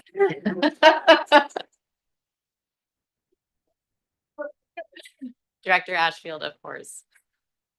We're on page 170. We have the Spark BC grant application for accessibility action plan that council direct administration to submit an application to the Spark BC local community accessibility grant program to support accessibility upgrades to the town of Comox's website and mapping systems, ensuring improved digital access to municipal services and information. And further, that council authorize the mayor and corporate officer to execute any necessary documents to complete this application process. Second. That's been moved and seconded. Any questions or comments? All those in favor? Opposed? And that passes unanimously. Thank you. We are now on page 185, and we have the update on amenity cost contributions, ACC and DCC development cost charges, and there is a presentation and report. Thank you, Mayor and Council. I'm going to take you through DCCs and ACCs. We're going to take a look at what they are, how much they are, when we get them, how we can change them, and how we are going to implement them. So if you have any questions, please stop me as we go along. Otherwise, we can also have a conversation at the end.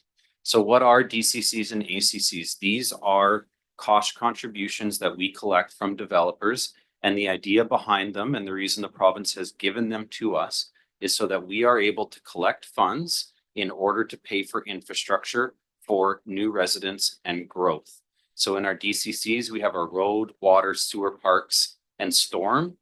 In ACCs, which is a new category introduced by the province, you have parks, fire halls, community centers, and there's a number of other eligible costs. So again, we collect these in order to pay for infrastructure required on new development. So how do we come up with the rates in our DCCs and ACCs? They are largely from all of the master plans that we have, our sanitary master, water, transportation, drainage, parks and trail master plans. We take a look at what projects are required. We factor in growth, our potential growth and our projected growth, and that tells us what projects we are going to need in order to be able to facilitate and service the new populations. Now, I'll leave this up here for just a second and I'll pause so council can take a look and see what the values are for the different DCCs. So you have, taking a look at the top, your sanitary servicing master plan. So out of that comes the projects required to facilitate growth. And those are the projects within your sanitary DCC. You attribute those projects.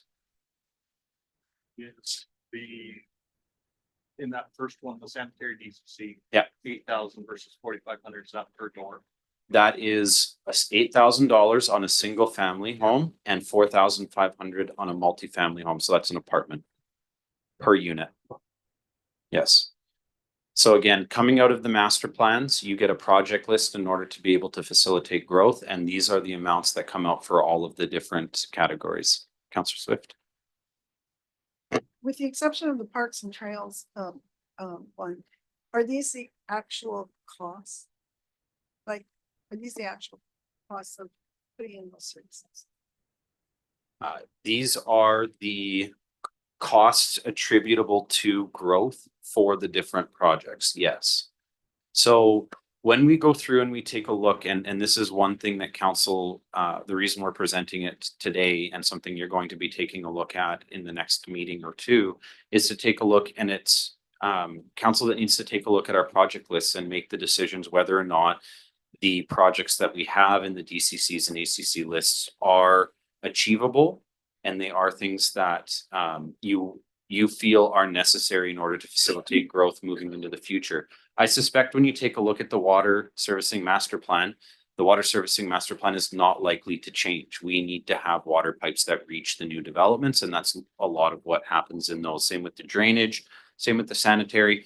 There is perhaps some discretion for council in your transportation master plan, because within the transportation master plan, we have projects for intersection upgrades. That is a service level decision. Council can perhaps not move forward with some of the intersection upgrades and allow those service levels to decrease. And you know, if you recall, when we were looking at the roundabouts, intersections get graded on their ability to move traffic through. You can allow those traffic scores and grades to continue to go down. I think most likely where council is going to be focusing your attention is in your parks DCC, which is at 11,700 for single family, and then getting into our ACCs, which you know, the community center is contributing 7,300 towards ACC costs. So that's where you start to get into, I think, service level decisions that council has control over.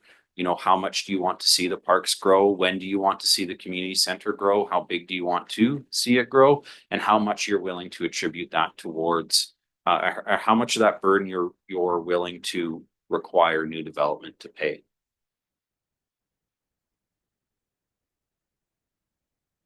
So when we add up all of the DCCs and ACCs within the town of Comox, and you add on the projected DCCs at the regional district, so they're still going through processes that may result in this change. What we have is about $60,000 for a single family unit and $40,000 for an apartment unit. We will also have low density residential charges, you know, your duplexes and quadplexes, and those are going to fall somewhere within that number. And so when you take a look at this and you see 60,000 and 40,000, council is going to have to make some decisions on whether or not you feel that this is an appropriate amount of funds to be requiring new development. But we're going to get to that a little bit later in the presentation. First, we need to talk about how cell division happens. And so what happens when you need to cell divide is that the DNA starts to go into the middle of the nucleus and cell division, not subdivision. So when you're subdividing, when you're subdividing, basically you take one lot and you split it into two. So we do not collect DCCs and ACCs on already established lots. If there is an already established single family lot and they build a single family home on it, we will not collect DCCs or ACCs. The reason is that it's assumed we collected it at the time when that lot was originally created. So they have already paid, they can't pay twice. It's like double jeopardy. When we subdivide one property into two, we collect one single family DCC or ACC. So when that lot subdivides at subdivision, we would collect $60,000 from them in order to pay for all of the DCCs and ACCs. I have a question, Yes. But now one single family lot equals 4. Are you getting to that? Next slide. Good question. Good question. So what happens when you have one lot that splits into two lots and you get 8 units on it? At the time of subdivision, we would collect one single family DCC. And then as more units are added, we would start to collect DCCs for multifamily rates. So basically whatever you paid for that single family is a credit. and you don't pay more DCCs or ACCs until you've added enough that those pass what the single family rate is. So we are going to talk, not today, but we are going to talk at the next meeting about how you want to credit those, what you want to collect DCCs and ACCs on, when you want to exempt them. That's a whole other discussion that's going to make it a lot more complicated. So we're going to skip that today. And we'll focus that on the next meeting. But for now, if you take one lot, you split it into 2 lots at subdivision, you're paying 1 single family DCC, and then you start to pay your multifamily DCCs as you come in for building permit. In apartments, you only pay at building permit and you pay per unit. And the reason for that is when you go through the rezoning and subdivision, you're often not sure what your final yield is going to be. So we wait till we get to building permit. So in a smaller subdivision, you're paying the single family lot. You know, if you're getting a 10 lot subdivision, you'd be paying 10 single family DCCs, and then you would end up paying more DCCs if you end up putting more units on it. Say we had a lot and put a bunch of these smaller modular homes on it. Still be per door in that subdivision, or would it treat it like a single family lot? Would there be less cost? Would it be more per door? How would that work? Right now, we would count those as single family low density multifamily. So you'd get your quadplex rate. So a small trailer could be counted towards a quad, similar to a quadplex. It starts to get, this is where it starts to get really tricky to develop these, right? So we heard previously around the legislation changes, people want to be able to strategize. And more importantly, they want to just be able to subdivide. They want to be able to take their property, subdivide, and let somebody else build and not have to be landlords. That starts to get really tricky because when you start to subdivide, then you're starting to get into these extra charges. So there's going to be trade-offs, and we're going to have to look to build this in a way that is incentivizing the type of housing the council wants to see.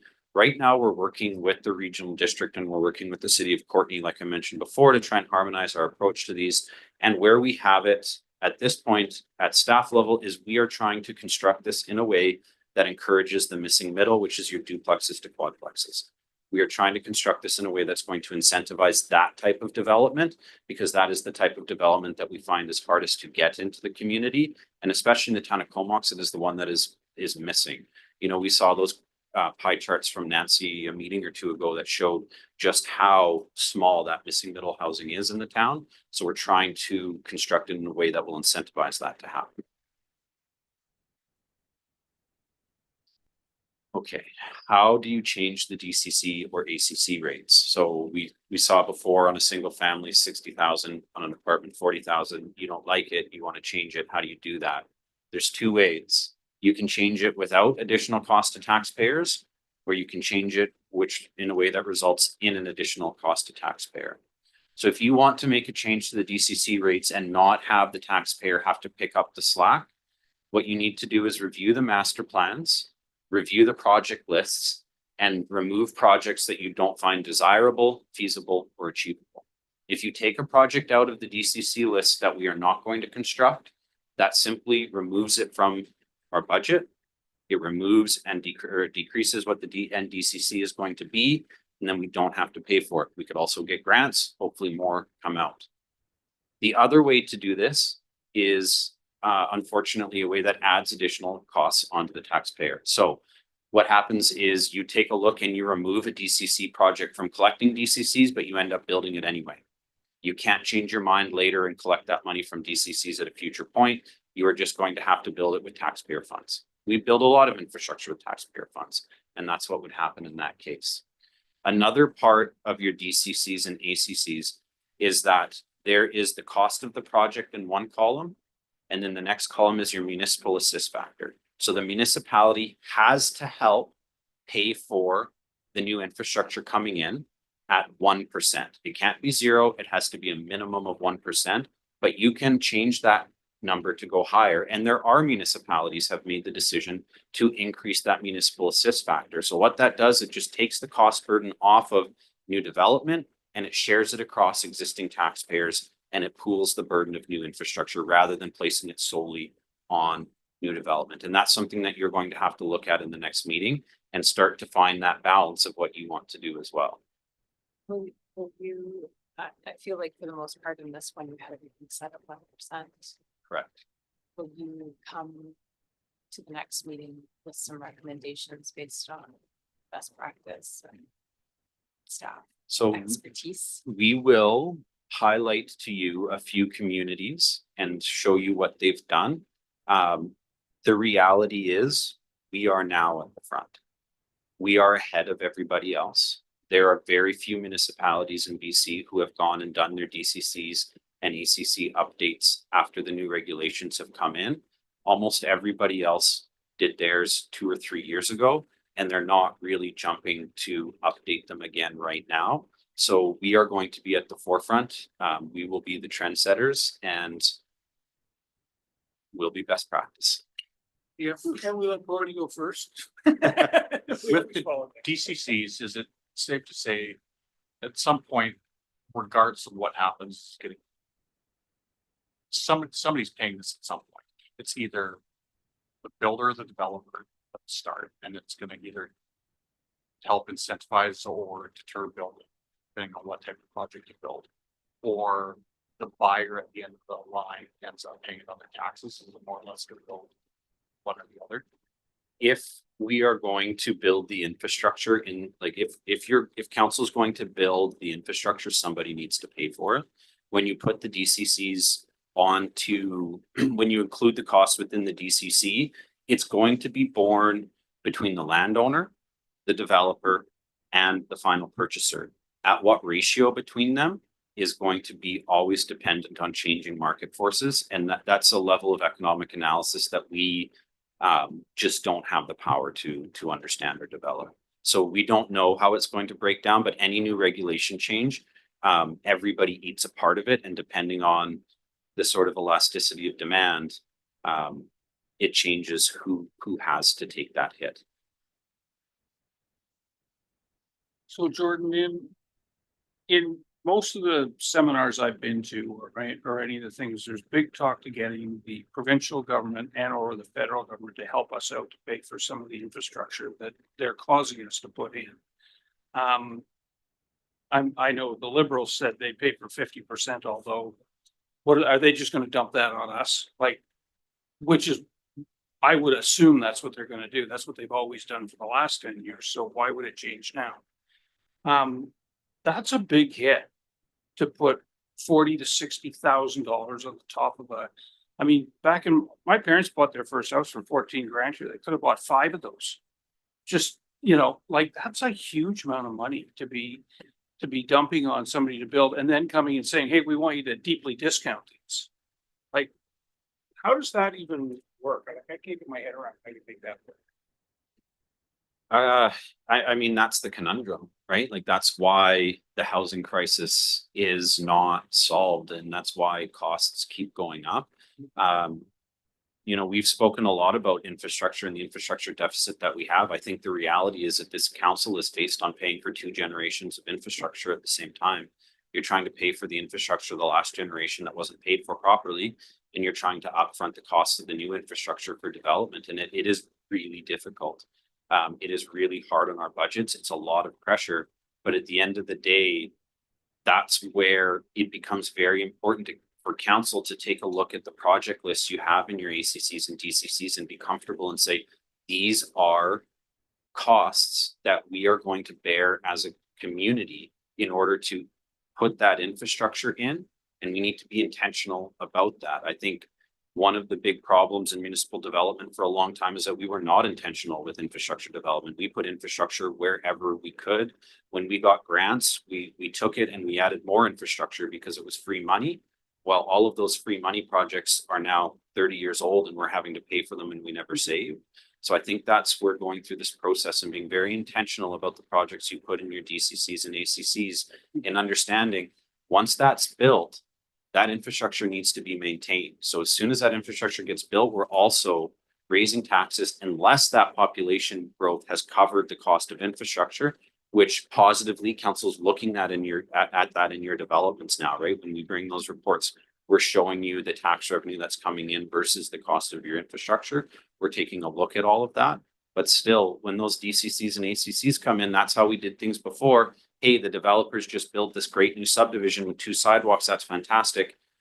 Oh, we forgot to save to replace both of those sidewalks. And with the presentation that Craig just had, we're not going to replace both sidewalks in all areas now, right? So it's a really tough question. I don't have the answers. I'm fascinated to see what the federal government is going to do to reduce DCCs on multifamily by 50%. I hope it's a check that covers half of the DCCs, but we'll see. I highly doubt it. Well, it's just an interesting conundrum because I'm looking at the condo market and I'm noticing that, you know, there's no shovels in the ground in Comox. There wasn't any last year. There's very little a year before that.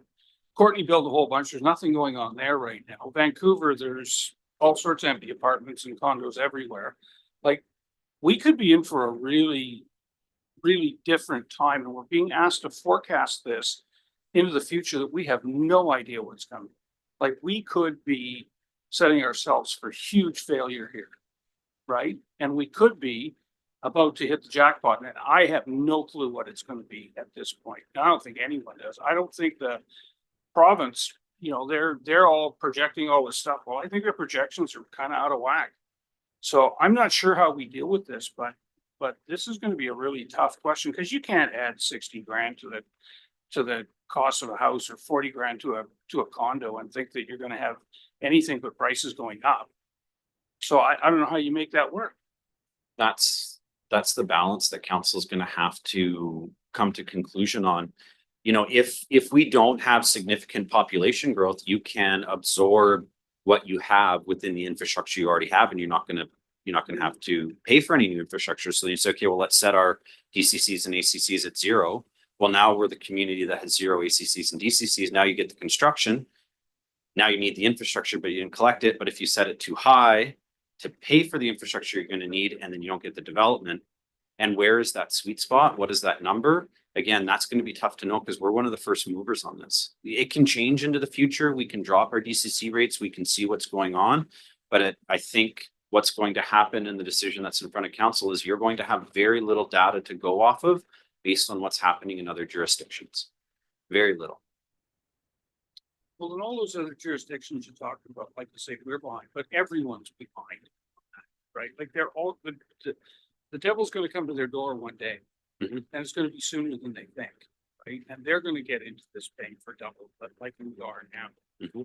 And I don't think that's very far away. So I think the province and the feds are probably going to look for ways to help us out, but I mean, I'm guessing, right? I don't know. Councillor Mayor has a question. I just want to make sure I understand when the DCCs would be relevant to a single family home. So anything that's already built has already paid. So even in a case where you buy a lot and you decide that you're going to take down the home and build a new one, you're not paying.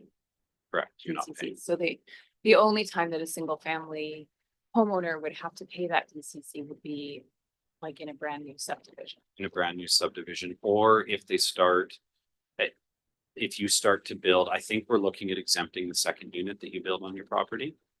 So if you build that duplex, if you build a coach house, you're not paying a It's not DCC. paying a DCC. But once you put the third one in, you'd be paying your like your duplex rate or your quadplex rate. So you So, would be paying a full single family. so you're disincentivizing.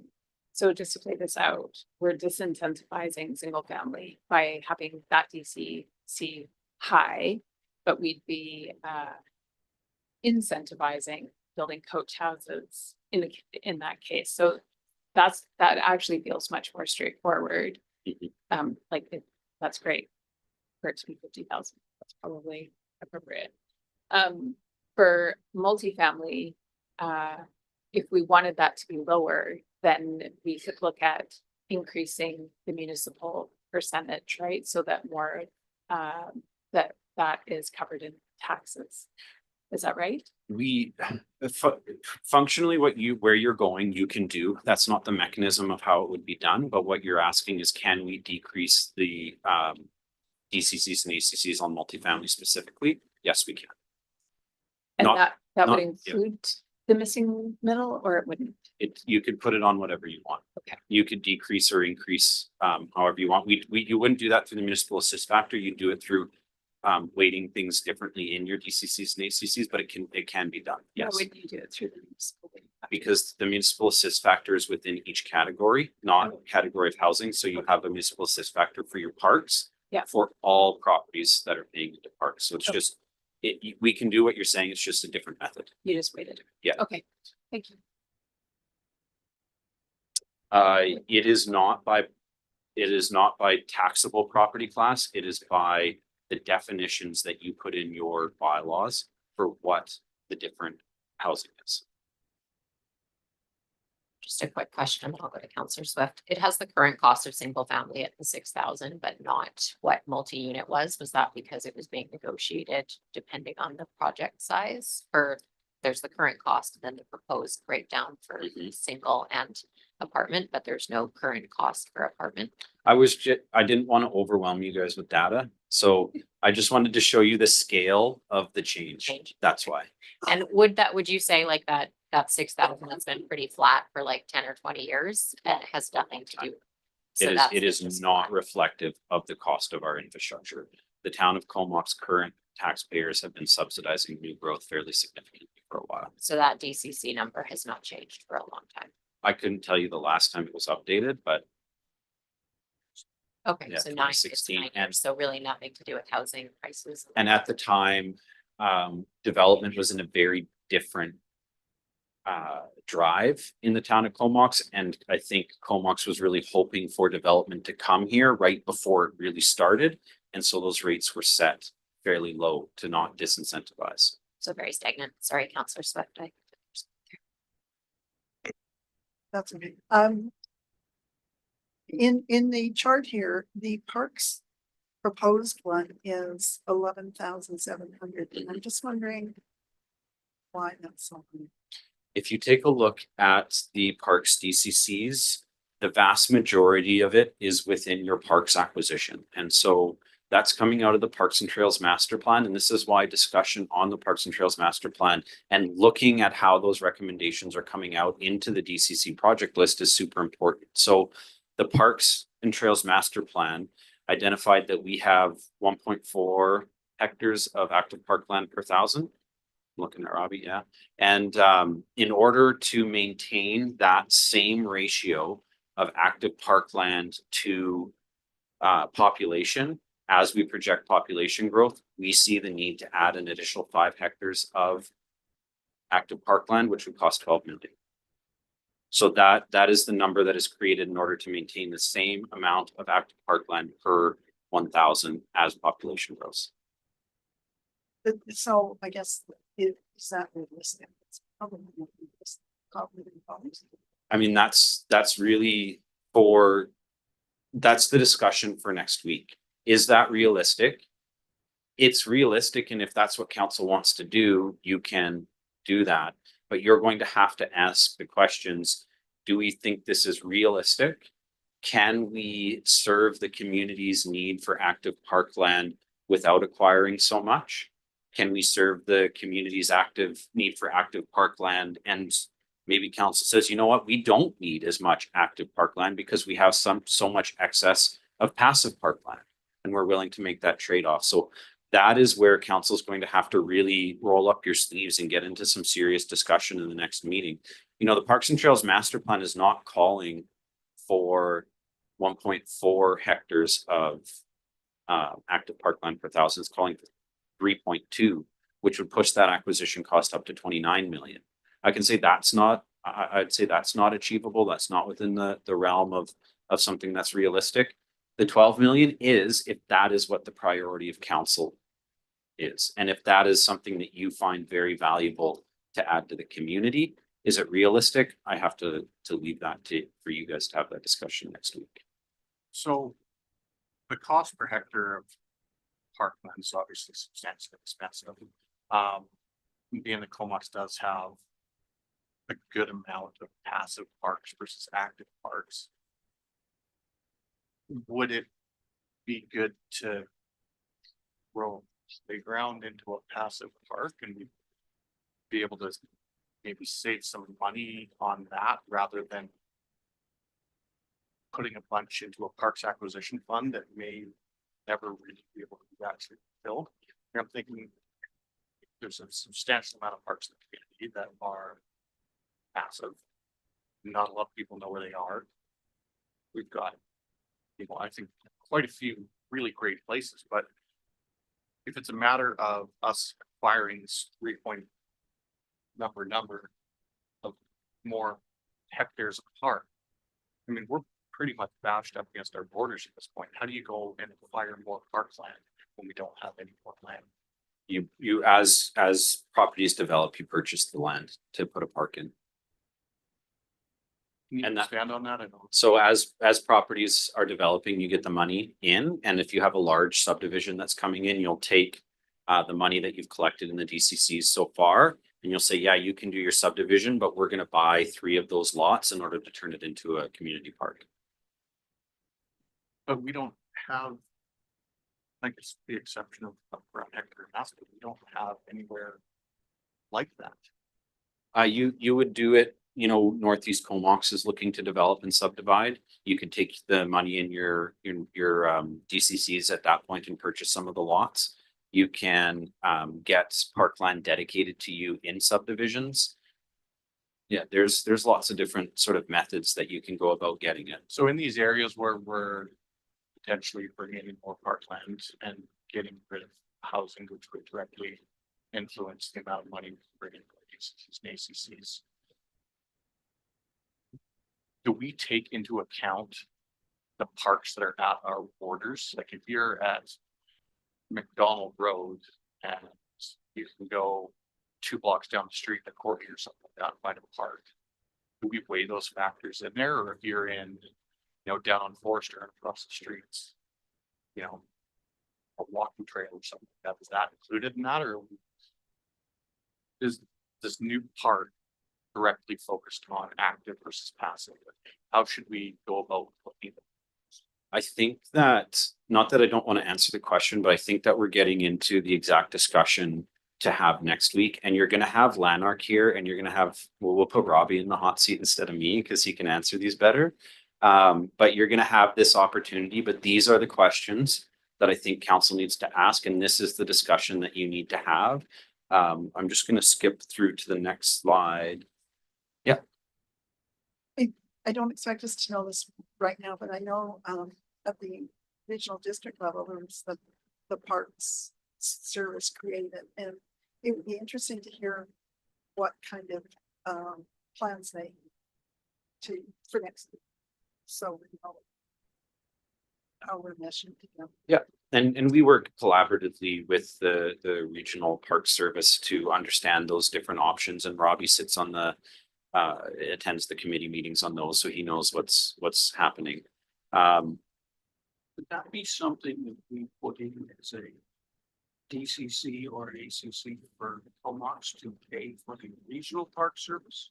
The regional district will implement their own DCCs, and we collect on their behalf. So that's where, if you take a look here where it says regional district ACC/DCC total, they tell us what their totals are, what their amounts are. Yeah, we collect it on their behalf and give it to them. And on parks, I know over the years, when you put a subdivision, which won't be in the subdivision, not gonna be part of it, it's single family houses, but I mean, we used to just take parkland. I mean, that's where you got Park Place. That was a park. I don't care what you say. That's what it was. I was there when they did it. I know what it was. And the fact that we didn't put it in as a park is, but that's where that land came from. That's The right. developer gave it to us. Yeah. In order to be able to subdivide. Yeah, when subdivisions come in, we have it built in our bylaws, the amount of parkland dedication that you need to do. And then generally what happens, it's the same process as your affordable housing contributions. You collect on projects where you're not going to put affordable housing in. Once you have enough money, a new project comes in, you go, hey, we're gonna, you can build your project, but we're going to take the money that we have, the money you're giving us, and we're taking, in the case of 695 Aspen, we're taking 6 units. And it's no different when it comes to parks. It's the same process. You take a piece. So how and then you far- pay extra from above what they are required to give you so much. If you take above what they're required to give you, you just pay them the value. Yeah. So how far away would Courtney be from making the decision like this? I'm sure that's not a question or an answer you might have, but I'm just thinking when it comes to say we set our DCCs. And then 4 months later, Courtney sets their DCCs. And we're out to whack on what we're charging per unit. And now all of a sudden, you maybe have a couple of developments in the hopper that decided they were gonna go buy a piece of land instead of approach something in the valley. Like, how do we, and maybe this is kind of philosophical, how do we make sure that we're on par with other communities without comparing ourselves to other communities? We're still attractive enough because people want to come build. But at the same time, we're not giving the, giving permits away for a side of dance. Yeah. So just taking a look at the next steps and what's going to happen here. So on today, May 7th, you've reviewed the road standards and sidewalk locations. You made decisions on that. So we are going to take that information and we're going to update our roads, our transportation DCCs. Next meeting, you're going to review the Parks and Trails Master Plan and the Parks DCC and ACC list. You are going to look at that and you're going to recommend changes, if any, on what that list is going to entail. And because that's a committee meeting, that's going to come to your meeting on the 21st. So on the 21st, you are going to finalize the draft rates and draft project lists. And then in June, we're going to do public engagement on the draft rates. We are going to do that in conjunction with Courtney. So Courtney is going to go to the development community at the same time Comox is going, at the same time as the regional district is going. So we are going to do, whether or not we're in the exact same session, which we're talking about, potentially having one joint public consultation session with the different local governments, or if we hold separate ones, they will be around the same dates. So we will see Courtney's rates at the same time they see ours. I can tell you, I have seen Courtney's draft rates. We are not in different ballparks.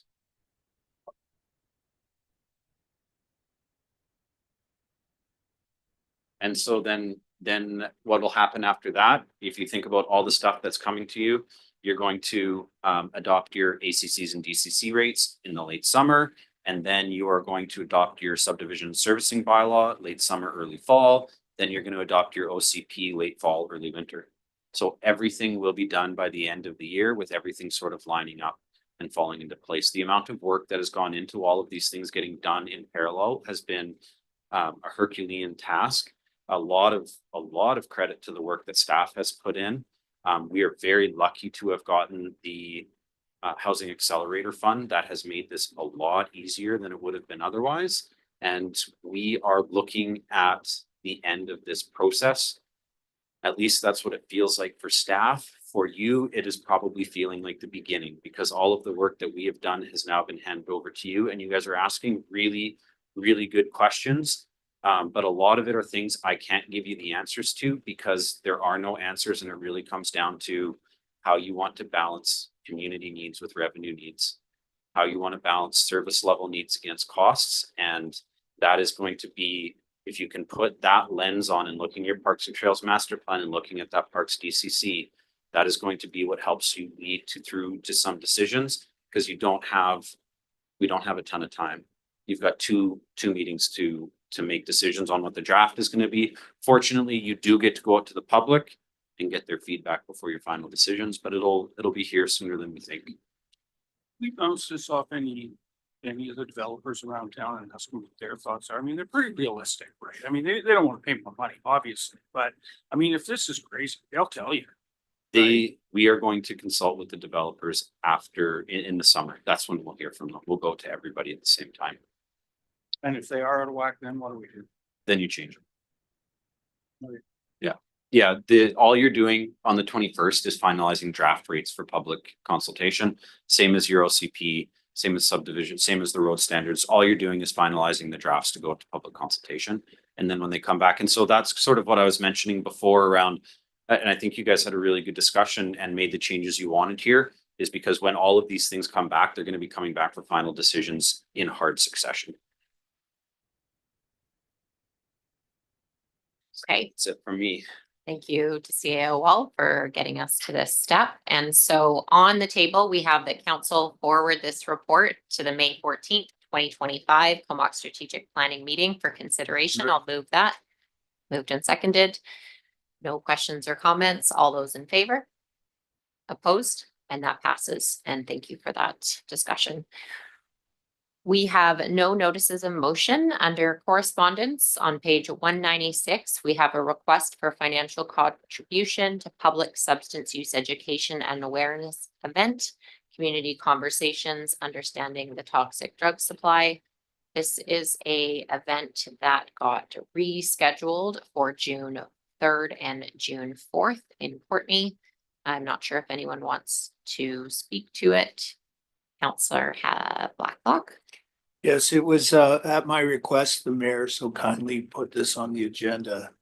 Originally, this event was organized through the Comox Valley Substance Use Strategy Collaborative, of which I am a member. And the reason I am a member of the collaborative is that we need to be part of the solution to the drug crisis going on in both our communities. Drugs don't draw a line between Courtney and Comox, and too many people have lost their lives in this crisis. There's not a lot. If you agree that substance use is a health issue, substance addiction is a health issue, then it follows that the responsibility in terms of government of solving the problem is the Ministry of Health. Yet here we are in 2025 and we still have people dying on the streets. And this education event is being put on. There's two events, June 3rd and June 4th. Our partners would be the City of Courtney and the Village of Cumberland on this, as well as the Comox Valley Transition Society, Comox Valley Action Team, and Community Action Initiative.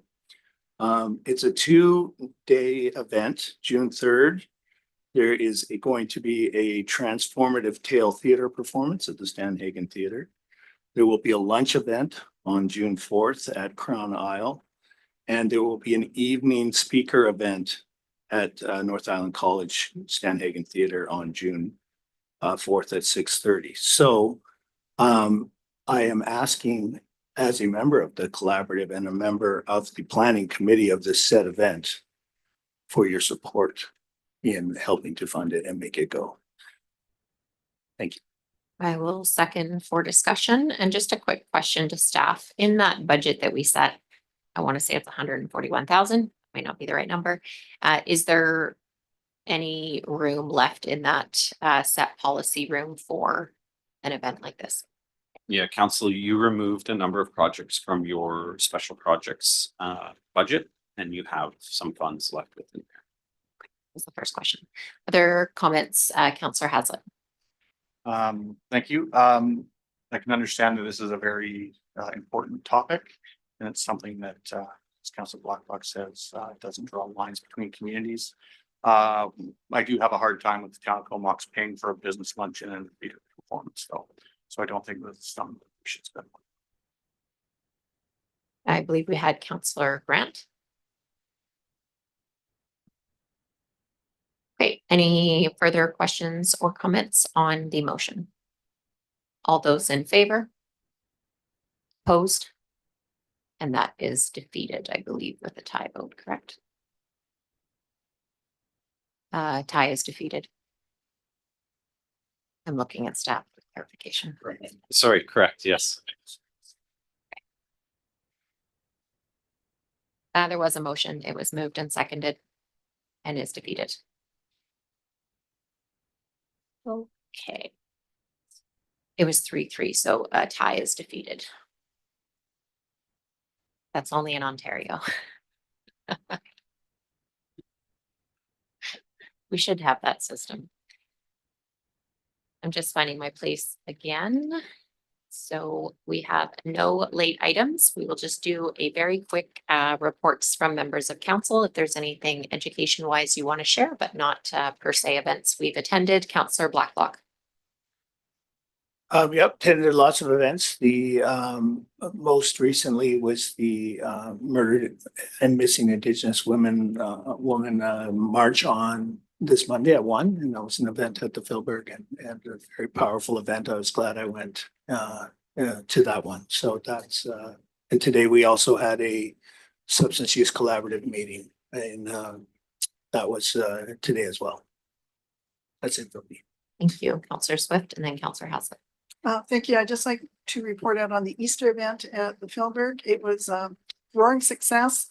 We had over 1,700 people attend the event. And so far, there has been no negative feedback. It's all been really positive. So it's an event that's really growing, and the sponsors are all wanting to come back for next year. And the addition of the staff from the rec center and the games that they set up were really well appreciated, both by the attendees and the association. So thank you for that. And we hope that it continues to grow. Thank you. That's a fabulous event as always by Philberg. Councillor Haslett. Nothing to report. Councillor Kerr was chair of the Relates meeting that we had since. I'm sure you did a wonderful job. Councillor Grant and Councillor Mayor.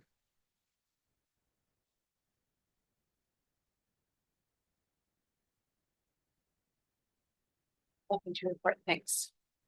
Okay, just really quickly, I went to the Comox Valley Chamber AGM, and that was a quick 35-40 minute meeting. They instilled their new couple members, Bill Parkinson and Jessica Aldred, McDonald's, and Bill is from North Island College. Ramon stayed on as the president, and it was kind of a smooth AGM, but that went well. We congratulated them on behalf of Town of Comox. Went to Red Dress Day this past Monday, and just wanted to say that that's still an ongoing kind of crisis in Canada. There's been 4,000 Indigenous women murdered or missing in the last 30 years. And so it's 8 times the rate of non-Indigenous women. And so it's still something they're really trying to elevate and get public education and support and advocacy on, as there's still some injustice happening there. I got a request to meet with the Minister of Agriculture, Lana Popham, which I did maybe about a week ago.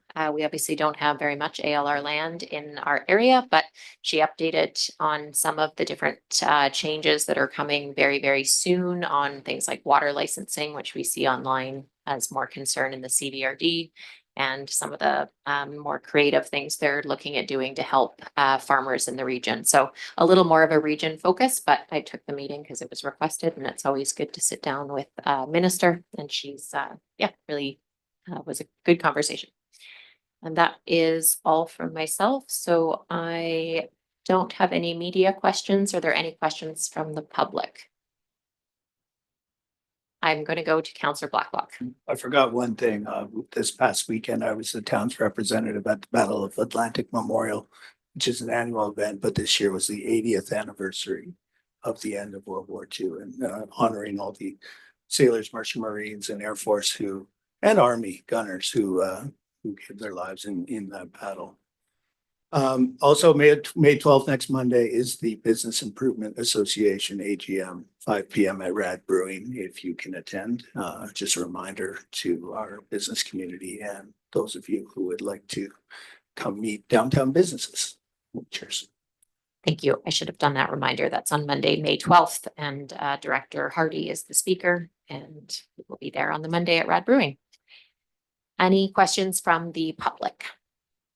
Okay, I will get a resolution for us to go in camera in relation to negotiations and related discussions respecting the proposed provision of a municipal service that are at their preliminary stages and in the view of council could reasonably be expected to harm the interests of the municipality if they were held in public. Second. All those in favor?